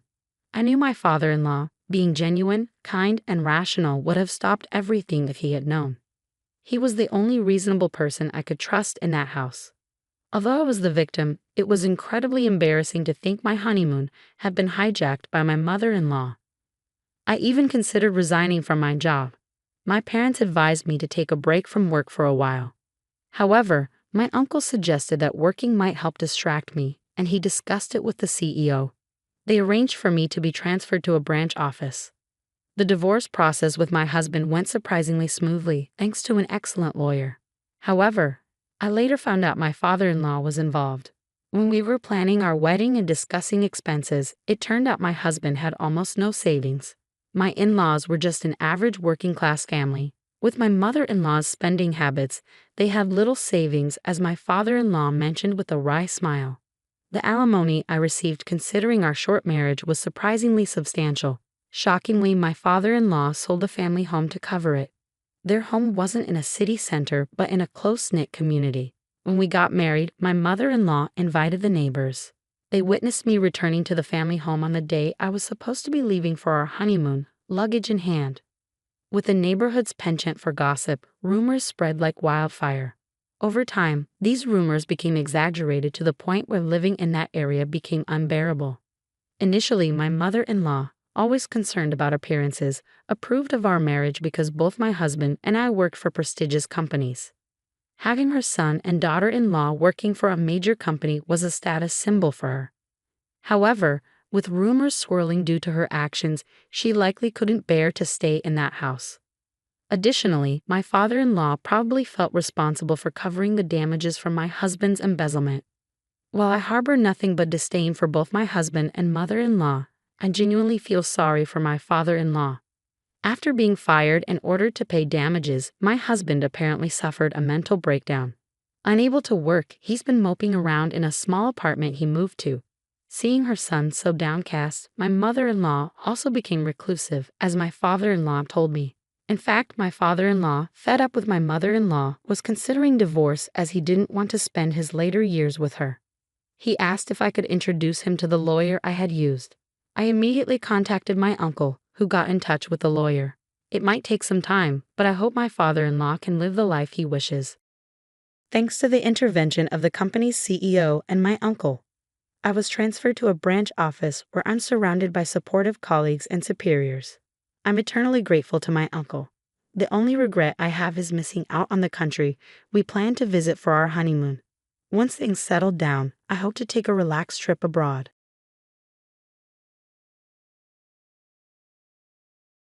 The new year was supposed to be a fresh start, but this time it brought a big surprise. The doorbell rang, breaking the quiet of my cozy home.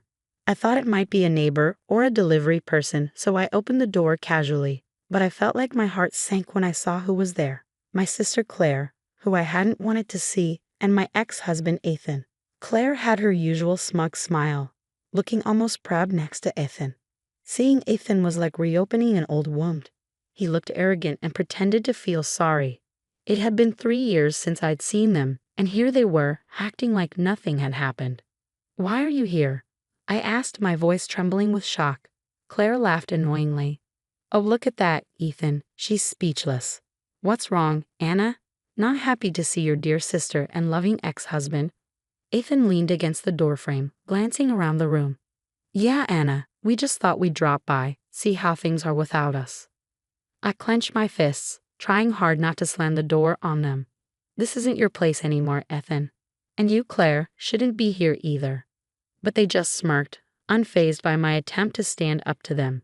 Then Ethan said something that felt like a punch in the gut. You know, Anna, I regret ever being with you. What a waste of my best years. Claire joined in, pretending to sympathize. Poor Anna, always falling short, even in marriage. Their mean words hurt, but before I could respond, another voice interrupted us. Who's there, Anna? It was my dad, George, who I wasn't expecting until later. Claire and Ethan looked surprised to see him, and their smirks disappeared as they shifted uncomfortably. Dad, you're home early, I said, feeling relieved. George looked at the scene with narrowed eyes. CLA, Ethan, what are you doing here? Their confidence vanished under George's stern gaze. There was a tense silence. Claire finally spoke up. We just wanted to wish Anna a happy new year. George was skeptical. Really? After all this time, you suddenly remember family on New Year's? His tone was cold, hinting at hidden anger and disappointment. Ethan tried to regain control. We also have some news, but maybe now's not the time. I knew their visit wasn't just about New Year's greetings. Their sudden arrival, smirks, and insults were all too familiar. A cycle of lies and manipulation. But I wasn't the same person they left behind. As they left awkwardly, promising to come back another time, I closed the door, feeling both relieved and anxious. Their return meant trouble, and this time, I had to be ready. After Claire and Ethan left, the house felt eerily quiet. My dad, George, sat opposite me, his face creased with worry. Anna, what was that about? Why are they back? I sighed, feeling the weight of old memories. I'm not sure, Dad, but with Claire and Ethan, there's always a motive. George nodded grimly. I remember how it all ended, how they hurt you. You owe them nothing, Anna. His support was comforting, but there was a part of the story he didn't fully grasp. The depth of Claire's manipulation. It dated back to our childhood, a time that should have been carefree but was overshadowed by Claire's selfishness. Dad, remember my 10th birthday? Grandma's porcelain doll. I asked, my voice tinged with sadness. George's face softened. Of course, you cherished that doll. I nodded, the memory vivid. Claire broke it on purpose, then blamed me. She cried to Mom, saying it was an accident caused by me. George looked surprised. I never knew that. Your mother always thought it was an accident. That was just the start, I said, feeling the pain of old memories. Claire always acted innocent, and I got blamed. She knew how to trick everyone around her. I saw regret in George's eyes, realizing what he hadn't seen before. I'm sorry, Anna. I should have seen it. It's not your fault, Dad said, his voice filled with regret. We were all fooled by Claire, I replied, taking a deep breath. Even with Ethan, she played us both. They deserve each other. George reached for my hand, offering comfort. What matters is you're away from their drama now. Don't let them pull you back in. I nodded, trying to force a smile. Talking with Dad reminded me that the past wasn't forgotten. Claire and Ethan's visit wasn't just casual. It hinted at more trouble ahead. That night, I couldn't sleep. Memories of Claire's schemes, how she always seemed better than me in our parents' eyes, how she effortlessly won Ethan over. It all haunted me. Her return meant trouble, and I felt a growing sense of dread. But amid the chaos in my mind, I started to feel determined. I wouldn't be a victim again. I'd confront Claire and Ethan. Whatever they were planning, I was ready to fight back. In the days after Claire and Ethan's visit, their words and smirks kept replaying in my mind. I threw myself into work, hoping to distract myself, but the past wouldn't let go. Remembering my marriage to Ethan, once filled with love, now felt like walking on thorns. It all started wonderfully. Ethan was charming, attentive, everything I thought I wanted. We were happy, or so I thought. But then things changed. Late nights, excuses, and avoiding my questions. I trusted him, ignoring my doubts and gut feelings. Then, one day, everything became clear. I came home early from a trip, excited to surprise Ethan. But I was the one surprised. I found Ethan and Claire together, laughing in our living room. It was a moment that shattered my world. The confrontation was a blur of tears, accusations, and painful truths. Claire showed no remorse, simply shrugging off my pain. You were always too focused on work, Anna. Ethan needed someone, and I was there. It's not our fault he lost interest in you. Ethan's words were just as hurtful. I thought I loved you, Anna, but Claire is different, more exciting. We were never right for each other. Their betrayal cut me deeply, shattering my heart and trust. The divorce was swift, with Ethan and Claire flaunting their relationship. I was left to piece together my shattered life, feeling foolish and betrayed. Sitting in my office, memories swirled, igniting anger within me.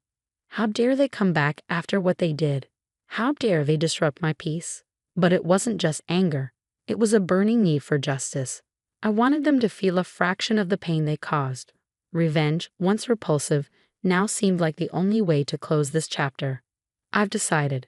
I'll confront them, demand answers, but I won't be the heartbroken wife this time. I'll be strong. They underestimated me once. They won't again. I dialed Ethan's number, my voice steady, my resolve unshakable. Ethan, we need to talk. Meet me at the cafe on 5th Street tomorrow at noon. His surprise stammer was a small victory. Sure, Anna. Tomorrow, he replied before the call ended. For the first time in days, I felt in control. The game had begun, and this time I was playing to win. The next day, the cafe was bustling. I spotted Ethan at a corner table, looking tense. His attempted smile didn't reach his eyes. Anna, thanks for coming. I wasn't sure you want to see me, he said, sounding unsure. I don't, I replied sharply, sitting across from him. But I need answers. Why are you and Claire back in my life? Ethan squirmed. Things haven't been great for us after we left. We've had some tough times. I felt a bitter satisfaction seeing him uneasy. Tough times? You expect sympathy from me? No, of course not, he stammered. It's just that Claire is pregnant. We thought it's time to mend fences, for the sake of family. His words hit me hard. Claire pregnant? I felt a twinge of hurt, but skepticism took over. And you expect me to? What? Forgive you just like that? I asked, my voice filled with disbelief. It's not just that, Anna, Ethan said, avoiding my gaze. There's the matter of your father's estate. So that was it, the real reason behind their sudden return. It wasn't remorse or reconciliation. It was greed. You have some nerve, Ethan. You cheat, you leave, and now you come back for money. I felt my anger boiling over, my voice rising in the crowded cafe. People can change, Anna. We've been through a lot. We just want a chance to start over, to be a family, he pleaded. A family built on lies and deceit. I shot back, my heart pounding with anger. Just then, my phone buzzed. It was a message from Claire. We need to talk. Alone. My place. Tonight. I glanced at Ethan, my mind made up. Tell Claire I'll see her tonight. But understand, Ethan, this isn't a family reunion. This is me settling the score. Ethan looked taken aback as I stood to leave. I felt a strange sense of power. I'd been their victim for too long. But now, things were changing. I walked out, leaving Ethan behind, my mind racing. Tonight's meeting with Claire wouldn't just be a talk. It would be the start of my revenge, a chance to reclaim my dignity and make them regret crossing me. Leaving Ethan behind at the cafe left me with a whirlwind of emotions. Anger, betrayal, and a newfound determination. Driving home, my mind buzzed with plans for confronting Claire later. I needed to brace myself against her manipulative ways. As evening approached, I stood in front of my mirror, mentally preparing. I saw a different woman from the one who once fell for Ethan or got overshadowed by Claire. Tonight, I was ready to face my past head-on. Claire's house was a sharp contrast to mine. Flashy, extravagant, a symbol of her and Ethan's shallow values. I knocked on the door, my heart racing but my resolve strong. When Claire opened it, she looked as poised and arrogant as ever. Anna, come in. I'm glad you could make it. Her tone dripped with condescension, as if inviting me in was some kind of favor. Stepping inside, I took in the extravagant decor. So Claire, why am I here? What do you want from me? I asked, cutting to the chase. Claire led me to the living room, her movements graceful yet calculated. I wanted to talk to you, sister to sister. It's been too long, and with the baby coming, I thought it's time we bury the hatchet. I almost laughed at her audacity. Bury the hatchet. After you stole my husband and now come back for my father's inheritance. Claire's expression hardened briefly before she composed herself. Anna, let's be practical. Ethan and I need financial stability for our child. Your father's estate can help with that. Her greed was clear. You expect me to just hand over what's rightfully mine after everything you've done. It's not just about the money, Anna, Claire said, falsely sincere. It's about family. We're still sisters, after all. I stared at her in disbelief. You lost the right to call me sister when you betrayed me. There was a heavy silence between us, tension thick in the air. Then, Claire's mask slipped, revealing her true nature. Fine. If you're going to be selfish, let's talk legalities. Dad's will favors the first grandchild. My baby will secure the inheritance for Ethan and me. Her words hit me hard. This was her plan, to use her pregnancy to manipulate our father's will in her favor. You're unbelievable, Claire. You think you can manipulate everyone to get what you want? Not this time. I won't let you, I said firmly. Claire smirked, her eyes cold and calculating. We'll see, Anna. We'll see how long you can keep up this act, she sneered. I turned to leave, my mind spinning. Driving away, a plan began to form. Claire and Ethan were playing a dangerous game, but now I knew the rules. It was time for them to realize I wasn't just a pawn in their twisted game. The days after my confrontation with Claire were filled with intense preparation for the looming legal battle over my father's estate.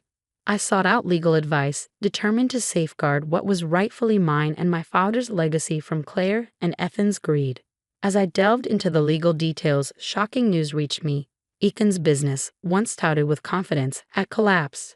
They were drowning in debt, unable to sustain their lavish lifestyle. This revelation shed light on their sudden return and their desperation for the inheritance. Meeting with my lawyer, Miss Harper, we discussed our strategy. They're financially and legally trapped, she noted, examining the documents. Your sister's claim about the will doesn't hold up legally. We can challenge it. Miss Harper's confidence was reassuring, but I knew Claire and Ethan wouldn't give up easily. They were like cornered animals, unpredictable and dangerous. My resolve was tested sooner than I anticipated. One evening, returning home from work, I found Claire waiting on my doorstep, her expression a mix of defiance and desperation. Anna, we need to talk, she said, her voice shaky. I have nothing to say to you, Claire. This matter is with the lawyers now, I replied, trying to pass by her. She stepped forward, blocking my path. Please, Anna. I'm not pregnant.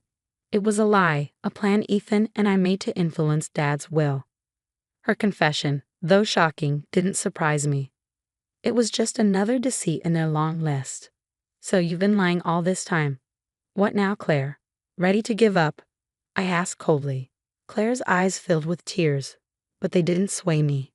I don't know what to do. Ethan's business is ruined. We're losing everything. I need your help, Anna. Her plea for help, after all they'd done, was almost laughable. You want my help after everything you've done? You're delusional, I said, pulling away from her. The sister I knew died when you betrayed me. You made your choice, Claire. Live with it. Leaving Claire alone, I entered my house, closing the door on her and our past. It felt liberating. I was free from our toxic relationship. That night, in the quiet of my living room, I realized this was more than an inheritance battle. It was about my liberation, closing the chapter on Claire and Ethan's treachery and moving on. The following weeks were a whirlwind of legal battles. Claire and Ethan's desperation grew as their financial troubles mounted. Despite it all, I remained strong, with Miss Harper's help and my newfound resolve. The day of the court hearing arrived, the atmosphere tense and charged. The courtroom was cold, contrasting sharply with the simmering emotions within. Ethan and Claire sat together, trying to maintain a facade of unity, but their strained appearances betrayed their true feelings. As the proceedings began, Miss Harper skillfully dismantled each of their arguments. Claire's lie about her pregnancy was exposed, further weakening their case. I watched Claire as the reality sank in. The confident, manipulative sister I once knew was gone, replaced by someone consumed by the consequences of her actions. During a recess, Claire approached me, desperation in her eyes. Anna, please. I know I don't deserve your mercy, but we're ruined. We have nothing. Her words, once persuasive, now had no effect on me. You brought this upon yourselves, Claire. You chose greed and deceit, and now you must face the consequences. The final judgment was a clear win for me. The judge ruled in my favor, ensuring that the inheritance rightfully stayed with me. Claire and Ethan left the courtroom defeated, their schemes crumbling. But as I walked out, a sense of closure washed over me. This wasn't just a legal win. It was a personal victory over my past demons. Claire and Ethan's downfall was the justice they deserved. But for me, it marked a new beginning, free from the pain they caused. In the days that followed, I focused on rebuilding my life, leaving behind the shadows of Claire and Ethan. The scar they left would always be a part of me, but it no longer controlled me. I had become stronger, more resilient, and had a better understanding of myself and my values. As I sat in my garden one evening, watching the sunset, I understood that real victory wasn't in revenge or the pain of those who hurt me. It was in the peace and inner strength I discovered, the power to move on and embrace new beginnings.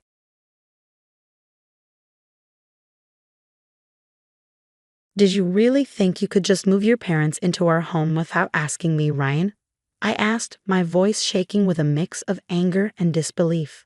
Ryan, my husband of 6 years, looked up from his laptop with a smirk I had grown to hate. Oh, Amelia, don't be so dramatic. It's just for a while. Besides, it's not like you have a say in this. His words felt like a slap in the face. The house, a lovely 2-story in a quiet suburb, wasn't just any house. It was the home my grandparents had left me, the place where I wanted to raise our son Lucas, away from the negativity of Ryan's family. You do remember that this house is in my name, right? I shot back, my hands clenched into fists at my sides. Ryan's smug look faded, replaced by a hint of uncertainty. Our 2-year-old son Lucas wandered into the room, oblivious to the tension. I forced a smile for him. As he reached up to me with his chubby hands, I picked him up and kissed his forehead, trying to calm down. I'm not okay with this, Ryan. Your parents have never respected me or our space. Why now? I asked, trying to keep my voice steady. Ryan shrugged, his indifference making me even more frustrated. Their family, Amelia. You wouldn't understand. Family. The word echoed in my mind mockingly. My own family, who ran a small but beloved coffee shop in town, had always been my safe haven. They were nothing like Ryan's controlling, overbearing parents. The doorbell rang, interrupting our standoff. Through the peephole, I saw them, Ryan's parents, suitcases in tow, ready to invade our life. My heart sank. Fine, Ryan, let them in. But this isn't over, I said angrily, handing Lucas to him before opening the door. Amelia, darling, cooed Ryan's mother as she swept past me without a second glance. His father followed, a stern man who'd barely acknowledged me since our wedding day. As they made themselves comfortable in my living room, I felt a familiar sense of intrusion. This was just the beginning, I realized. But as I watched them, something inside me changed. I was done being the compliant daughter-in-law, bending to their whims. I retreated to the kitchen, my mind racing. This was my home, my sanctuary, and I was ready to fight for it. The following days became a blur of unwanted changes. Ryan's mother, Elaine, had a knack for making herself overly present, which felt suffocating. She rearranged my kitchen, criticized my parenting, and acted as if our home belonged to her. Lucas shouldn't be eating that, Amelia. It's not healthy, Elaine scolded one morning as I prepared Lucas's breakfast. I held back a sharp reply, feeling her judgment like a slap. He's fine, Elaine. It's just cereal. She sighed, shaking her head. In our house, we believe in a proper diet. You really should learn. Her remarks felt like tiny jabs, wearing down my patience. Ryan, as usual, was no help, lost in his work and unaware of the growing tension. One evening, as I was putting Lucas to bed, Elaine barged into his room. He's still not sleeping through the night. You must be doing something wrong.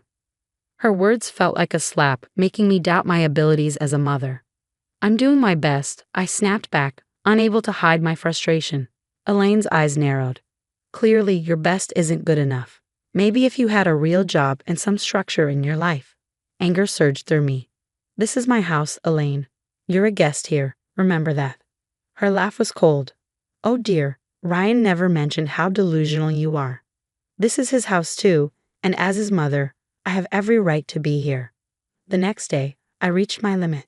I found Elaine in Lucas's room, going through his drawers. What do you think you're doing? I demanded, my voice shaking with anger. I'm just organizing. This room is a mess, she replied, not even bothering to look at me. That's it. I want you out of my house now, I exclaimed, feeling a mix of fury and desperation. Elaine turned to face me, her expression one of mock surprise. Your house? Oh, sweetie, you're just the wife. This is Ryan's house too, and he wants us here.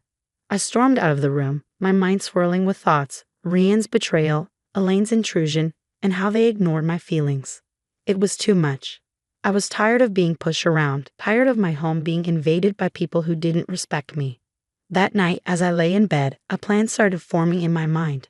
I was going to take back control of my life, my home, and my son's future. Ryan and his parents had crossed the line, and it was time for them to realize I wouldn't be their doormat anymore. The fight was just beginning, and I was ready. A few days later, Ryan dropped a bombshell during an already tense dinner. My parents need to stay with us longer. Their house is undergoing renovations, he said casually, as if it were no big deal. I felt my anger rise. Longer? Ryan, we never talked about them staying here in the first place. He shrugged, avoiding my eyes. It's just for a few more weeks. What's the problem? The problem? Your mother treats me like I don't belong in my own home. I snapped, frustration boiling over. Elaine, overhearing us, chimed in with her usual condescending tone. Amelia, you're overreacting. We're family. You should be more understanding. That night, sleep escaped me. Their words kept replaying in my mind, fueling a growing determination. I wasn't going to let them control me anymore. It was time to take a stand. The next morning, I called my brother Alex, who had always been there for me. They're taking over my life, Alex. I can't handle it anymore. I confessed, holding back tears. Alex's voice was strong and supportive. Amelia, you have to stand up for yourself. Don't let them push you around. It's your house, your rules. His words gave me the courage I needed. I decided to talk to Ryan, but this time, I would be prepared. I gathered evidence of Elaine's bossy behavior, the rearranged kitchen, the disrupted routines, her constant rude comments. The day of confrontation came. I waited until Elaine and Ryan were in the living room. We need to talk. Now, I declared, my voice steady despite the turmoil inside me. Ryan looked up, taken aback by my tone. What's going on, Amelia? It's about your parents, Ryan. Their constant interference, their disrespect for my boundaries. It stops today, I declared, holding up my list of complaints. Elaine scoffed. This is ridiculous. We're just trying to be helpful. Helpful? By undermining me all the time, by treating me like I don't matter in my own home. I shot back, my frustration boiling over. Ryan squirmed. Amelia, they're my parents. We can't just ask them to leave. No, Ryan. They're guests in my home, and they've stayed too long. Either they go, or I do with Lucas, I stated firmly, my determination clear. The room fell silent, my words hanging in the air. I saw Ryan's realization, but it was Elaine who spoke first. You wouldn't dare, she spat, her mask slipping. Try me. I won't regret standing up for myself, I retorted, my voice filled with determination. That night, Ryan's parents packed their bags. As they left, Elaine shot me a hateful look. You'll regret this, Amelia, she warned. But as the door closed behind them, I felt a weight lift off my shoulders. It was the first step in taking back control of my life, and I was prepared for whatever challenges lay ahead. The days after Elaine and her husband left were strangely quiet.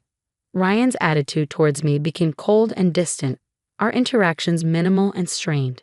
Yet, I found comfort in the peace of my home and the joyful laughter of Lucas. One evening, as Lucas played with his toys, Ryan announced, I have to go on a business trip. I'll be gone for a few weeks.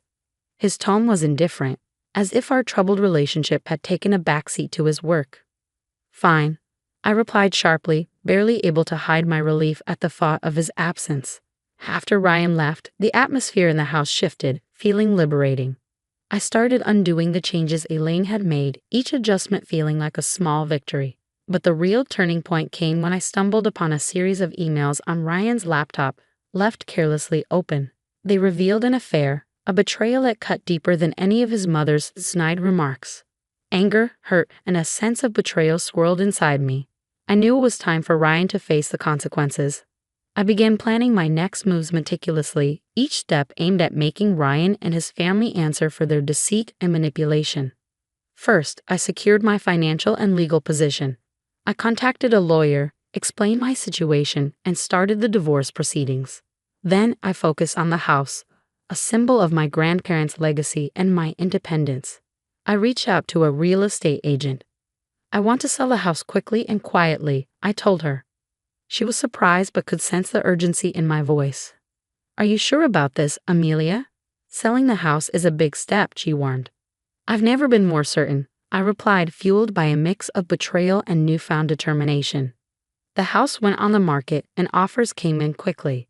The idea of Ryan returning to find his control gone brought a bittersweet satisfaction. In the midst of all this, I leaned on my family for support. My parents were shocked by Ryan's actions and stood by me and Lucas. We're here for you, no matter what, my father assured me. Watching Lucas play, unaffected by the chaos, I silently promised to shield his happiness. Ryan's return was inevitable. But I was no longer the same person he left. Armed with truth and a plan, I was ready to confront him and take back my life. The day Ryan returned was heavy with tension. I had played out this moment in my head countless times, imagining every possible scenario. Yet my heart raced as I heard his key turn in the lock. Amelia, I'm back, Ryan called out, his voice filling the now unfamiliar space. I stepped out from the kitchen, my stance firm. Welcome home, Ryan. We need to talk. He glanced around, noticing the changes I'd made. What's going on? The house looks different. I didn't falter. I sold the house, Ryan. It's no longer ours. Disbelief washed over his face. You did what? You can't just sell our house without telling me. It's my house, Ryan. And after what I found out, I don't think you get a say anymore. I said, my voice steady but tinged with simmering anger. He scoffed, trying to regain control. What are you talking about? The affair, Ryan. I know everything, I revealed, watching as his facade crumbled. His attempt to deny it was feeble and short-lived. Amelia, it's not what you think. I think it's exactly what it looks like. You betrayed me, our family, I retorted, the hurt clear in my voice. Ryan's expression shifted from shock to anger. You're overreacting. We can fix this. There's no we anymore, Ryan. I filed for divorce, I declared, handing him the papers. The ensuing conversation was a blur of accusations and denials. But I stood my ground. The man I married was gone, replaced by a stranger driven by selfish desires. As he stormed out, vowing to contest the divorce, I felt a mix of freedom and apprehension. I had taken the first step toward a new life, but the fight was far from over. In the following weeks, our situation became public. Ryan's once imposing parents were now entangled in their son's mess. Their attempts to reach out were met with silence. I had cut ties with them, focusing solely on Lucas and finalizing the divorce. The day of the court hearing arrived. Ryan looked defeated, the consequences of his actions finally sinking in. As the judge granted the divorce and custody of Lucas to me, I felt a sense of justice. Ryan's plea for reconciliation after the hearing fell on deaf ears. You made your choice, Ryan. Now you have to live with it, I said, turning away from him for the last time. News of our divorce and Ryan's affair spread, tarnishing his reputation and relationships. His once proud and judgmental parents found themselves shunned by those who had once respected them. Walking out of the courthouse holding Lucas's hand, I realized this wasn't just an end, but a new beginning, a chance for me and my son to start fresh, free from deceit and manipulation. The future was uncertain, but it was ours to shape. Life after the divorce felt like stepping out of a long, dark tunnel into the light. I had regained control not just of the house, now sold, but of my life. Lucas, unaware of the grown-up troubles, flourished in the love and stability I provided. My days were busy but fulfilling, focused on rebuilding our lives and running the coffee shop, my sanctuary. The shadow of Ryan and his parents lingered, casting a pall over my life. One day, as I was closing the shop, Ryan appeared, looking disheveled and desperate, a stark contrast to the composed man I had once known. Amelia, please, I need to talk to you, he pleaded, his eyes searching mine for a glimmer of the compassion we once shared. I hesitated, torn by conflicting emotions. What do you want, Ryan? It's about the alimony and child support, he began, his voice filled with embarrassment. I can't afford it. I lost my job because of the scandal, And my parents? They're struggling too. His words hit me like a cold shock. That's not my problem, Ryan. You made your choices and now you have to face the consequences. But Amelia, I have nothing left. Please, for old time's sake, he begged, his voice breaking with despair. I felt a pang of pity, but it was quickly overtaken by the memory of his betrayal. Old time's sake. Those times are gone, Ryan. You should have thought about the consequences before you cheated and lied. I turned to leave, but his next words stopped me in my tracks. I'm sorry, Amelia. Truly, I am. I was a fool and I ruined everything. Please help me. For a moment, I glimpsed the man I once loved, vulnerable and regretful. But the pain he had caused was too deep, the betrayal too raw. I'm sorry, Ryan, but I can't help you. You need to figure this out on your own, I said firmly, closing the chapter of our shared past for good. As I walked away, leaving Ryan standing alone, I felt a sense of closure.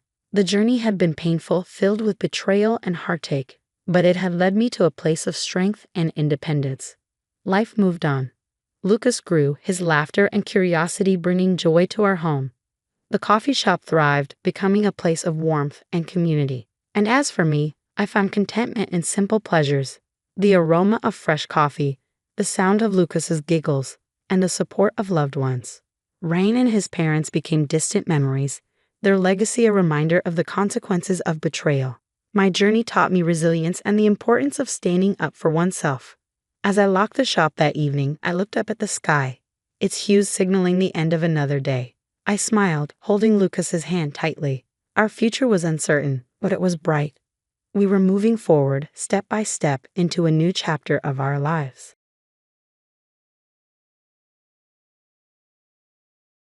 The noise of Alex's voice cut through the clinking of dishes like a sharp knife. Alara, bring me some tea now. I paused, my hand in soapy water. Wait, I'm doing the dishes. What?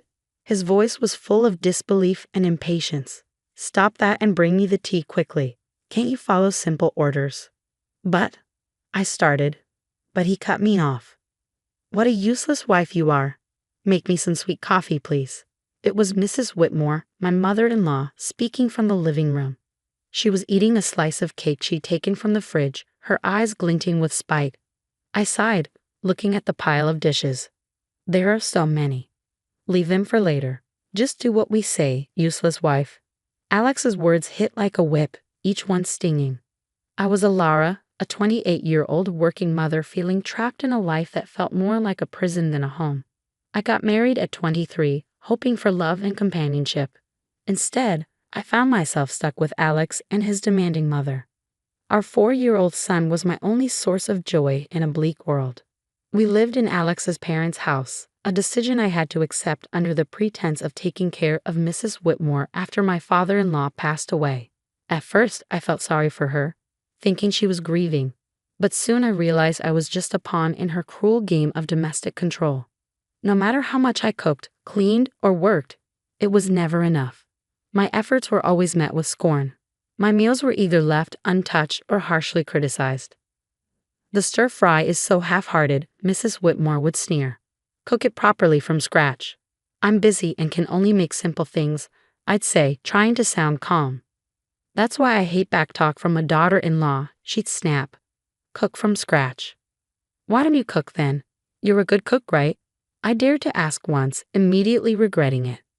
Why would I do housework when you're here? Her response was cold and dismissive.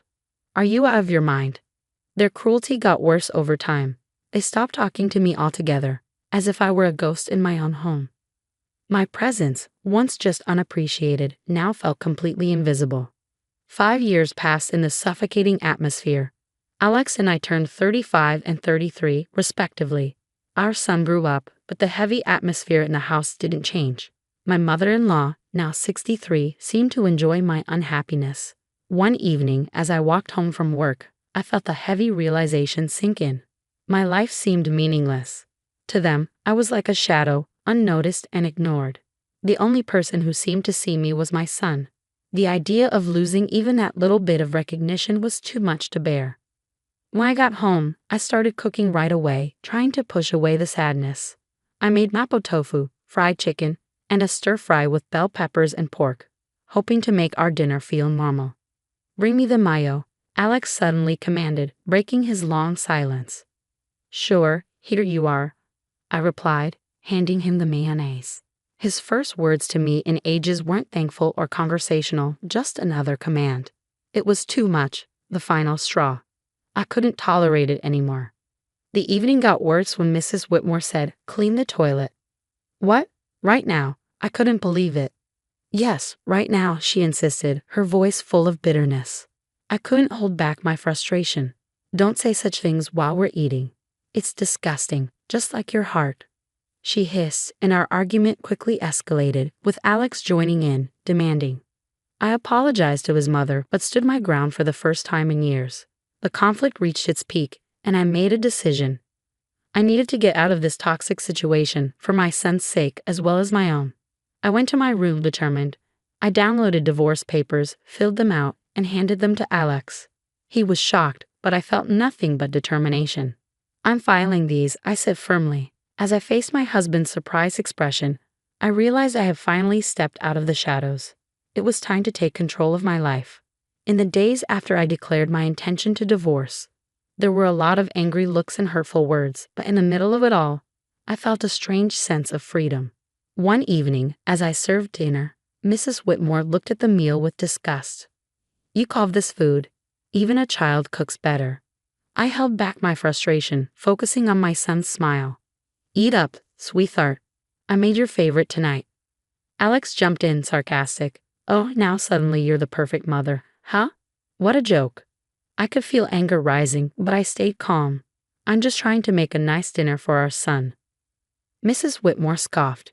Don't act like you're better than us. You're just a nuisance in this house. The tension at the table was thick. Alex's insults kept coming. So, Alara, have you even thought about how you'll manage after the divorce? You can barely handle running a household, let alone your own life. I looked him in the eye.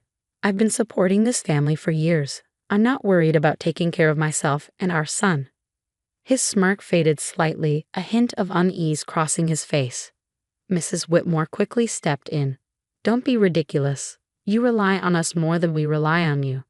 The conversation shifted to money, a topic they usually avoided. You know, without my paycheck, this household would struggle. I said more to myself than to them. Mrs. Whitmore scoffed. We'll manage.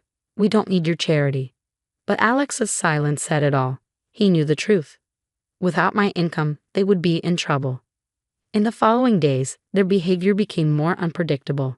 Mrs. Whitmore would switch between trying to persuade me to stay and hurling insults when I resisted. Alex, meanwhile, seemed lost, his confident demeanor fading as the reality of his financial reliance on me sank in. One afternoon, I overheard a conversation between them that sent shivers down my spine. Leaving her is not an option, Alex whispered angrily. We rely on her money. Mrs. Whitmore's response was chillingly calculated. Don't fret, I have a plan. We'll make her life so miserable she won't even think about leaving. Hearing their true intentions shocked me. They didn't care about me or our son. It was all about control and money. That night, lying in bed, a plan began to form. If they wanted a fight, they would get one, but not with arguments. I would hit them where it hurt most, their pride and their wallets. The next morning, I set my plan in motion. I contacted a lawyer, a sharp, no-nonsense woman. I want a divorce, and I want to ensure they don't get more than they deserve, I told her. She nodded firmly. We'll make sure of that. You've been the main provider, right? We'll use that. With each passing day, my determination only grew stronger. I started keeping records of everything. The insults, the financial tricks, even the smallest annoyances. It was time to make them face the music. They needed to see the consequences of their actions. As I gathered evidence, I felt a sense of strength. For the first time in years, I felt like I had control over my life. The shadows of disrespect were fading away, and in their place, a new beginning was emerging. As the divorce process started, the tension at home grew worse. But with each passing day, my fear faded, replaced by determination. One evening, Mrs. Whitmore tried a different approach. Alara dear, why don't we forget all this unpleasantness? You know we're family, she said, but her words were dripping with insincerity. I held her gaze steady. Family doesn't treat each other the way you've treated me. Alex, who had been silent, scoffed. Oh, now you're the victim. You're not as innocent as you act. I felt anger rising, but I stayed calm. I'm not pretending anything, Alex. I'm just not willing to be your punching bag anymore. The conversation shifted to money, as it often did. You think you can just take our son and go? How will you support him? Alex challenged. I smiled confidently. I've been supporting this family for years. I'll manage. Mrs. Whitmore's sneer twisted into her face. You're nothing without us. You'll come begging to return. But their words didn't affect me anymore. I knew my value and the truth. The next day, I met with my lawyer again. She outlined the plan clearly. We'll expose their financial dependence on you. It'll be crucial in the custody battle and dividing assets. I nodded, feeling validated. The law was backing me, and I was ready to stand up for myself. At home, the tension reached its peak. Mrs. Whitmore's attempts to undermine me became more desperate. You think you're clever, she spat one evening, but you're just abandoning your family. I looked her straight in the eye.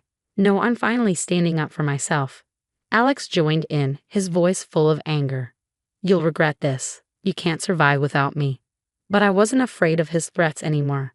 As days passed, I prepared for the court battle. I gathered financial documents, recorded their hurtful words, and collected evidence of their neglect. One afternoon, as I sorted through my papers, my son came to me.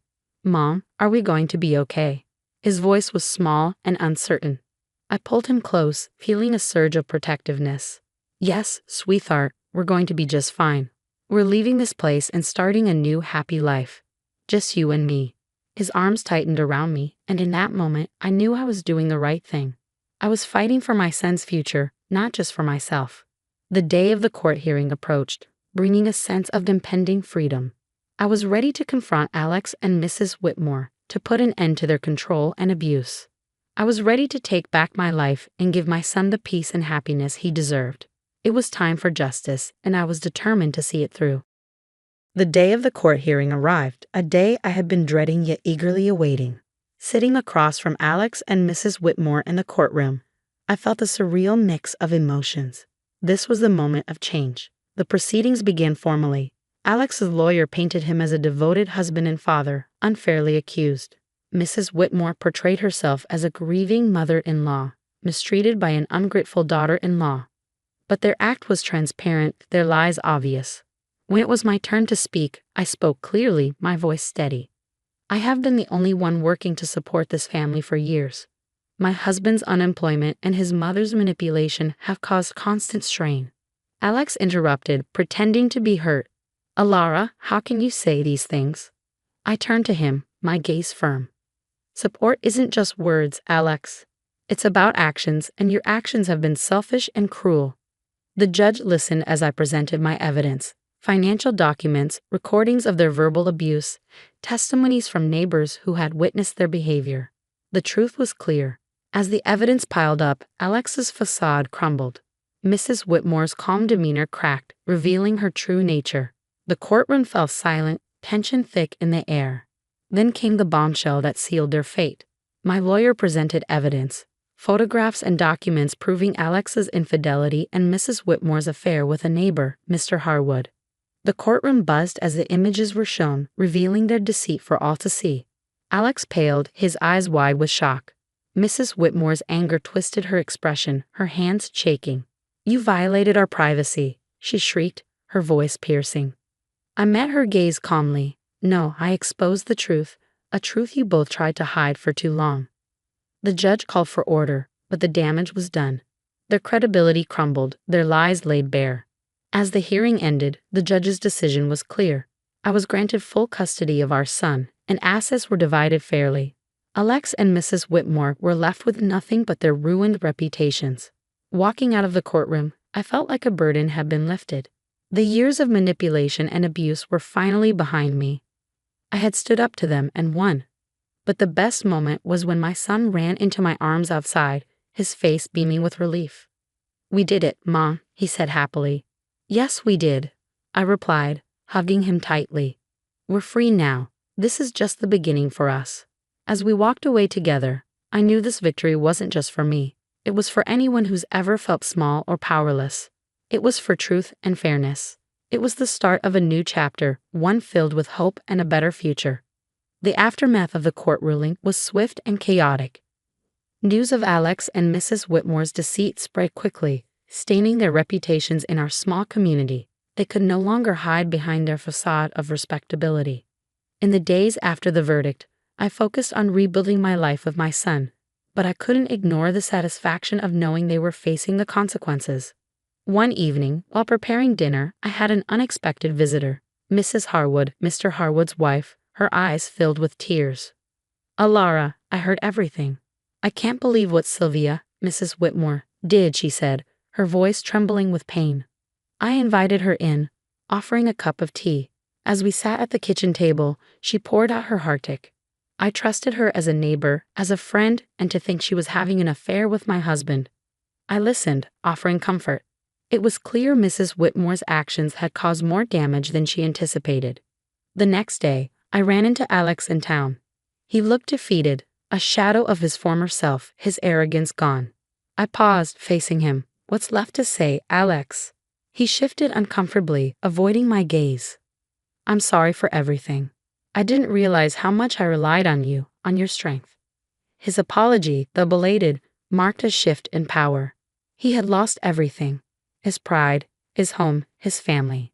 And in that loss, he finally acknowledged his mistakes. But it was Mrs. Whitmore who faced the harshest consequences. Her affair with Mr. Harwood had not only tarnished her reputation, but also led to legal troubles. Mrs. Harwood had filed for divorce and was suing her for alienation of affection.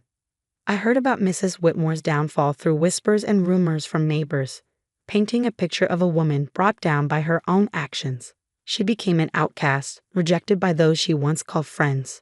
One afternoon, I spotted her at the grocery store, her demeanor defeated as she hurried through the aisles. Our paths crossed, and our eyes met briefly. The resentment and defeat in her gaze were clear. "You did this to me," she muttered as she passed by.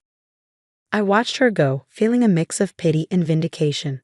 "No, Sylvia, you did this to yourself," I whispered to myself. The tables had turned, and the consequences of their choices were now unavoidable.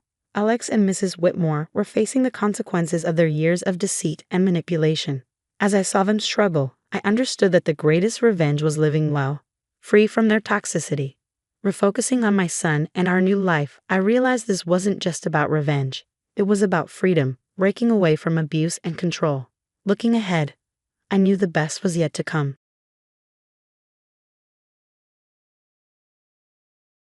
My name is Amelia.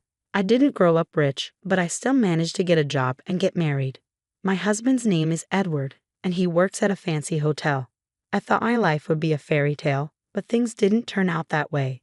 My childhood home wasn't wealthy. We didn't have a lot of money, but I don't blame my parents at all. They gave up nice things for me, took me to fun places, and taught me about different cultures. Maybe they loved geography, but as a kid, I often thought they were trying too hard for me. I didn't want my parents to worry about me anymore, so I decided to start working right after middle school. My mom would say, "You should at least finish high school. It might be hard to find a job without it." And my dad would agree, "Yes, we have enough money saved to send you to high school." I was really happy about how my parents felt, but more than that, I really wanted to make life easier for them as soon as possible. "It's okay. The sooner I start working, the sooner I'll start earning more," I said, not very sure of myself. But like my parents said, there was no guarantee I would find a job. During that time, I had a friend named Jessica who had moved here from another country when we started middle school. Her family wasn't rich either, which might be why we got along so well and always hung out together. Jessica could speak some English, so we managed to communicate. Without realizing it, I started learning Spanish by talking with her. By the time I was in 9th grade, I could speak Spanish pretty well. Maybe it was my Spanish skills that helped because, surprisingly, a travel agency decided to hire me. They saw value in my ability to speak Spanish. Jessica and I, having both left school after middle school, started working and gradually lost touch. I focused on my job, determined to earn money. Time passed quickly, and soon I was 26 years old. I often used a lounge in a hotel for work. It was a fancy but cozy place, and the snacks and coffee were reasonably priced. We had our meetings there with the staff. The waiter working there at the time was Edward. The hotel hosted many foreigners, so he spoke Spanish too. Sometimes I would be there with foreign guests. Maybe because we both spoke Spanish, we connected right away. Edward started a conversation, and before I knew it, we were in a whirlwind romance that led to marriage. For a girl from a poor family, getting married was a big deal. I expected to start an exciting new life. However, reality was quite different. When we were getting married, Edward had a request. If it's okay with you, Amelia, I'd like us to live at my family home. His father had passed away a few years ago, and he was worried about his mother living alone. Her energy levels were dropping, and having someone around to help her seemed like a good idea. Since I worked remotely, Edward thought it would be convenient for me to stay home, look after his mother, and handle the household chores. On the flip side, Edward often worked long hours and wasn't home much. With his rare days off, having me, a home-based worker, around must have seemed like a good arrangement to him. But I couldn't agree to it right away. When I first visited Edward's family home to introduce myself before our marriage, his mother reacted strangely after asking about my education. Amelia, which university did you graduate from? She asked.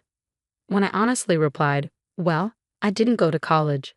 I only finished middle school. My mother-in-law went silent and just looked at me. Her expression showed she looked down on me. Oh, middle school, well, she said, eyeing me with disdain. Because of this, I thought living with her might not be easy, so I mentioned my concerns to Edward casually. Edward, do you think your mom has some doubts about me? I asked him. He chuckled a bit and replied, nah, that's not true. Mom trusts me, and I'm sure she doesn't have any bad feelings toward my wife either. His words made me think maybe I was worrying too much. Edward also promised that if any issues arose, he would talk to his mother for me. With that reassurance, I agreed to move in with his family. But once I started living there, things weren't as smooth as I'd hoped. It was a harsh reality check. Whenever Edward and I visited his family's house, his mother would speak to him with such warmth. Edward, thank you. I'm so grateful you're living with me, she would say, and Edward would respond, of course, I knew it would help you out. They seemed like such a close mother and son. But towards me, my mother-in-law's attitude was completely different, cold even. Well, Amelia, just make sure you don't hold Edward back, she'd say emotionlessly, as if she was giving orders to a servant. It was clear she still looked down on me, but at that moment, Edward stood up for me. Don't worry, Amelia is doing a great job working too, he said. However, when I mentioned this, my mother-in-law briefly looked stern, a detail I didn't miss. I figured I should talk to Edward if things ever got troublesome and decided to handle it my way. We were family after all, and I didn't want any tension between us. That's how we started living together, but reality didn't bend in a favorable direction. Once, as I was working on my computer as usual, my mother-in-law burst into my room and said angrily, Hey, Amelia, when are you going to clean my room? It needs to be done by 10 o'clock a.m. every day. I was surprised because I had never heard of such a rule before. Sure, I agreed to do household chores, but we never discussed to what extent. If she had just told me kindly from the beginning, that would have been fine. After all, I have my own job and can't be available all the time. However, arguing wouldn't be mature, so I quickly finished my work, apologized, and started cleaning her room. Meanwhile, my mother-in-law was just relaxing in the living room, watching TV and eating snacks.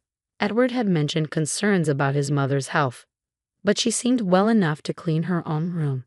I had imagined she might have difficulty walking, but she was more lively than I thought. Once the cleaning was done, she immediately ordered, Now start making dinner. And I like it plain.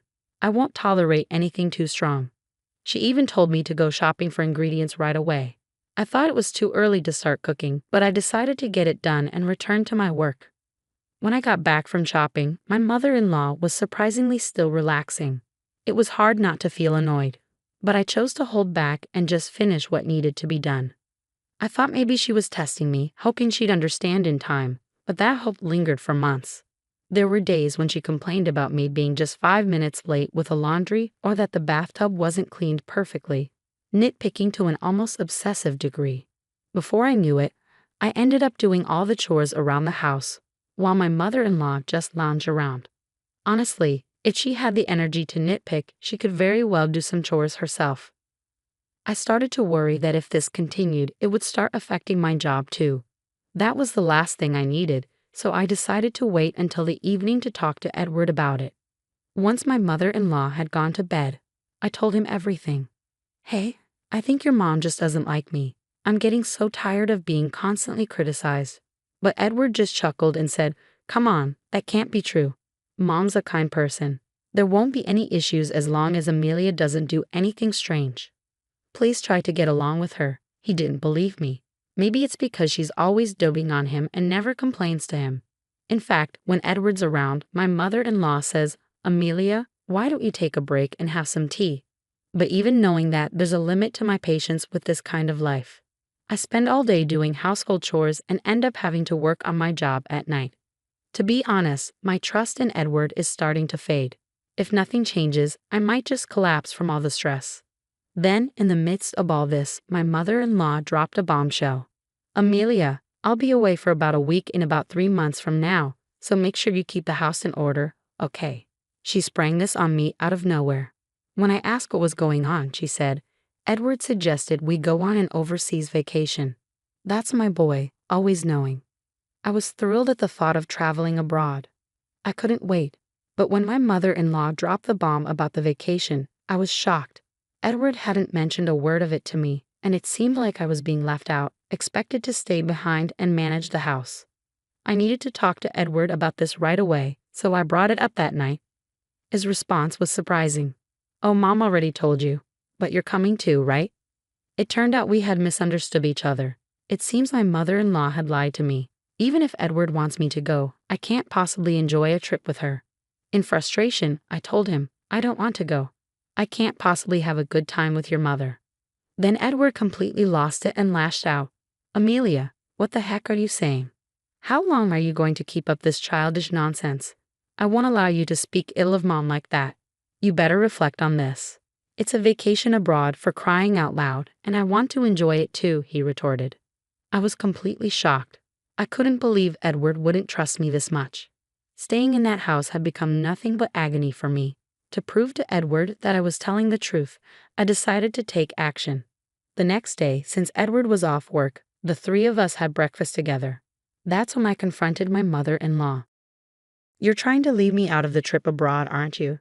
My mother-in-law replied defiantly, Oh, did I say that, Amelia? If you want to come, just come along, right? But Edward interrupted, Hey, Amelia, don't you understand yet? Apologize to Mom. Why are you being so defiant? You're not a child anymore. Despite my desire to clear things up and make Edward understand, my mother-in-law insulted me in the worst way. Well, maybe Amelia should just stay home, right? It's too early for someone like you to travel abroad. You won't appreciate the experience with your lack of education. Besides, lazing around at home every day without working. Do you even deserve to go abroad? You know it, don't you? She said. I was shocked that she still believed I was unemployed. I've explained my job to you multiple times, even during our greetings. I've told you what I do, haven't I? I confronted her, but she just looked down on me. What job? Remote work. Don't joke with me. You're just playing on the computer at home. It's been getting on my nerves every day. There's no way you're making money with that. You're just stealing Edward's earnings, she blurted out. That really made me angry, but before I could respond, she went even further. I have Edward, and that's enough for me. Edward can speak Spanish and works at a renowned hotel. There's no need to waste his earnings on a woman like you, uneducated and unemployed. A bottom feeder like you should just leave as soon as possible, she continued. She just kept going. After all her harsh words, I looked at Edward, hoping he would understand, but his response was unexpected. Well, I can understand how Mom feels. Maybe Amelia needs to cool off a bit, he said nonchalantly, as if he was fed up with me. At that moment, I made a decision. I couldn't endure being treated like this by both the mother and son any longer. Even though my mother-in-law told me to leave, I still wanted to confirm. Am I really supposed to leave? I asked. Laughing, she replied, Of course, leave as soon as you can. We don't need bottom feeders like you around. So I said, understood, and began preparing to move out. I simply nodded to the two of them and left the house. As I was leaving, my mother-in-law called after me with a sneer. Enjoy your poor life, as it suits a bottom feeder like you. But they didn't realize that consequences would follow their actions. About 3 months after I left the house, around the time when they were scheduled to go on their trip abroad, My mother-in-law called me. Amelia, I finally reached you. What's going on? She sounded quite frantic. First, I replied, I'm surprised you managed to call this number. She said, of course, I tried several times and couldn't get through. I even called your parents' house to get your new number. I had informed my parents that either Edward or my mother-in-law might call. If they did, they should call back at this number. What's wrong? I asked in a panicked tone. She said, what's wrong? We're getting all sorts of collection letters. Help me out. I didn't know about any of this. Well, that's expected. You haven't been paying the utilities, have you? I simply answered. My mother-in-law seemed lost in her thoughts. I absolutely thought Edward was covering our living expenses. To find out you were paying for everything, why didn't you tell me? I had no idea you were making that much money. It's a bit late to bring this up now, I said, though perhaps Edward finally told her the truth. That's right. I had already started my own business using the expertise I gained from the travel agency. I used to work for a travel agency, and now my own business had grown to the point of earning $20 million, being widely accepted around the world. What shocked my mother-in-law even more was probably Edward's income. Just because he worked in a lounge at a well-known hotel didn't mean he was making a lot of money. If anything, Edward was just an average worker on the lower end of the pay scale. And speaking Spanish at that hotel was nothing special. There were many Spanish speakers there. Even if he could speak it, it wasn't anything remarkable. There's no way his income could cover the living expenses for 3 people. In reality, just making ends meet for himself was all he could manage. It's ridiculous that she hadn't realized until a collection notice came that I was the one paying all the living expenses for my husband's family. But the more I listened to my mother-in-law, the more shocking facts came to light. The reason why she insisted on me living with them wasn't to keep an eye on her. It was because she had been living off my father-in-law's wealth. Blinded by a temporary influx of cash, she had spent lavishly until there was nothing left. That's when she turned to Edward, presuming he was earning well. But Edward knew his income was low, and he was somewhat aware of my earnings, which is why he turned to me for help. Hearing this only confirmed how irresponsible they were. But their irresponsibility didn't stop there. By the way, are you managing to make the car payments? My mother-in-law exclaimed, raising her voice. Exactly. Both Edward and I have bills piling up since you moved out. I've been receiving more and more credit card statements addressed to both of us. The amounts due each month kept increasing, and before I knew it, they amounted to quite a sum. Their level of luxury spending was beyond me. I have no idea how they were spending without paying the living expenses, but Edward's bills had surpassed his salary, and my mother-in-law hadn't stopped her old habits of lavish spending. It seemed they had both gotten themselves into debt, now totaling over $440,000. What's even more shocking is they thought Edward would somehow manage it if it was just a bit of debt. As my mother-in-law put it, and Edward thought I would take care of it if things got tough. The level of dependency in grown adults was appalling. Beyond exasperation, I was starting to feel the danger. So when my mother-in-law brazenly said, "So, Amelia, you can sort this out for us, right?" I was astonished by her audacity. I made it clear to her, after everything that's happened, you're asking for help now. There's no way I'm helping. That's when Edward suddenly took the phone. Hey, Amelia, you're my wife. You have a duty to help us out. Do something. We can't pay this off. I couldn't believe their nerve, but I did offer him a glimmer of mercy. So you want to come over? I might consider it if you do. He was immediately enthusiastic. Oh yeah, you'll let us stay and you'll sort out the money. Then let's do that. Where's your place? I'll head there right now, he said eagerly. I had to be honest. Well, if you can make it. I'm in Hawaii right now. I have a vacation home here, I said. Both Edward and my mother-in-law couldn't hide their shock. What do you mean, Hawaii? We can't afford to go there right now. Edward panicked. I calmly replied, weren't you planning to travel abroad? Just swing by Hawaii. Your mother would love it. And you did ask my family for my phone number, right? Didn't you realize it was an international number? I added, oh, and don't forget the cost of this call. It adds up if you're on for a long time. To make my point clear, I said if we get divorced, I might think about helping with the money too. Edward quickly replied, all right, I got it. Let's just get divorced first then. It seems like Edward realized his debts were something he couldn't trade for anything else. So I told him I'd deliver the divorce papers once I got back to California and ended the call. About a week later, I returned to California, made sure to have the divorce papers properly written up, and the divorce went through without a hitch. Edward looked quite worn out, so I guess he's been living pretty lean these last few days. He mentioned something at that time.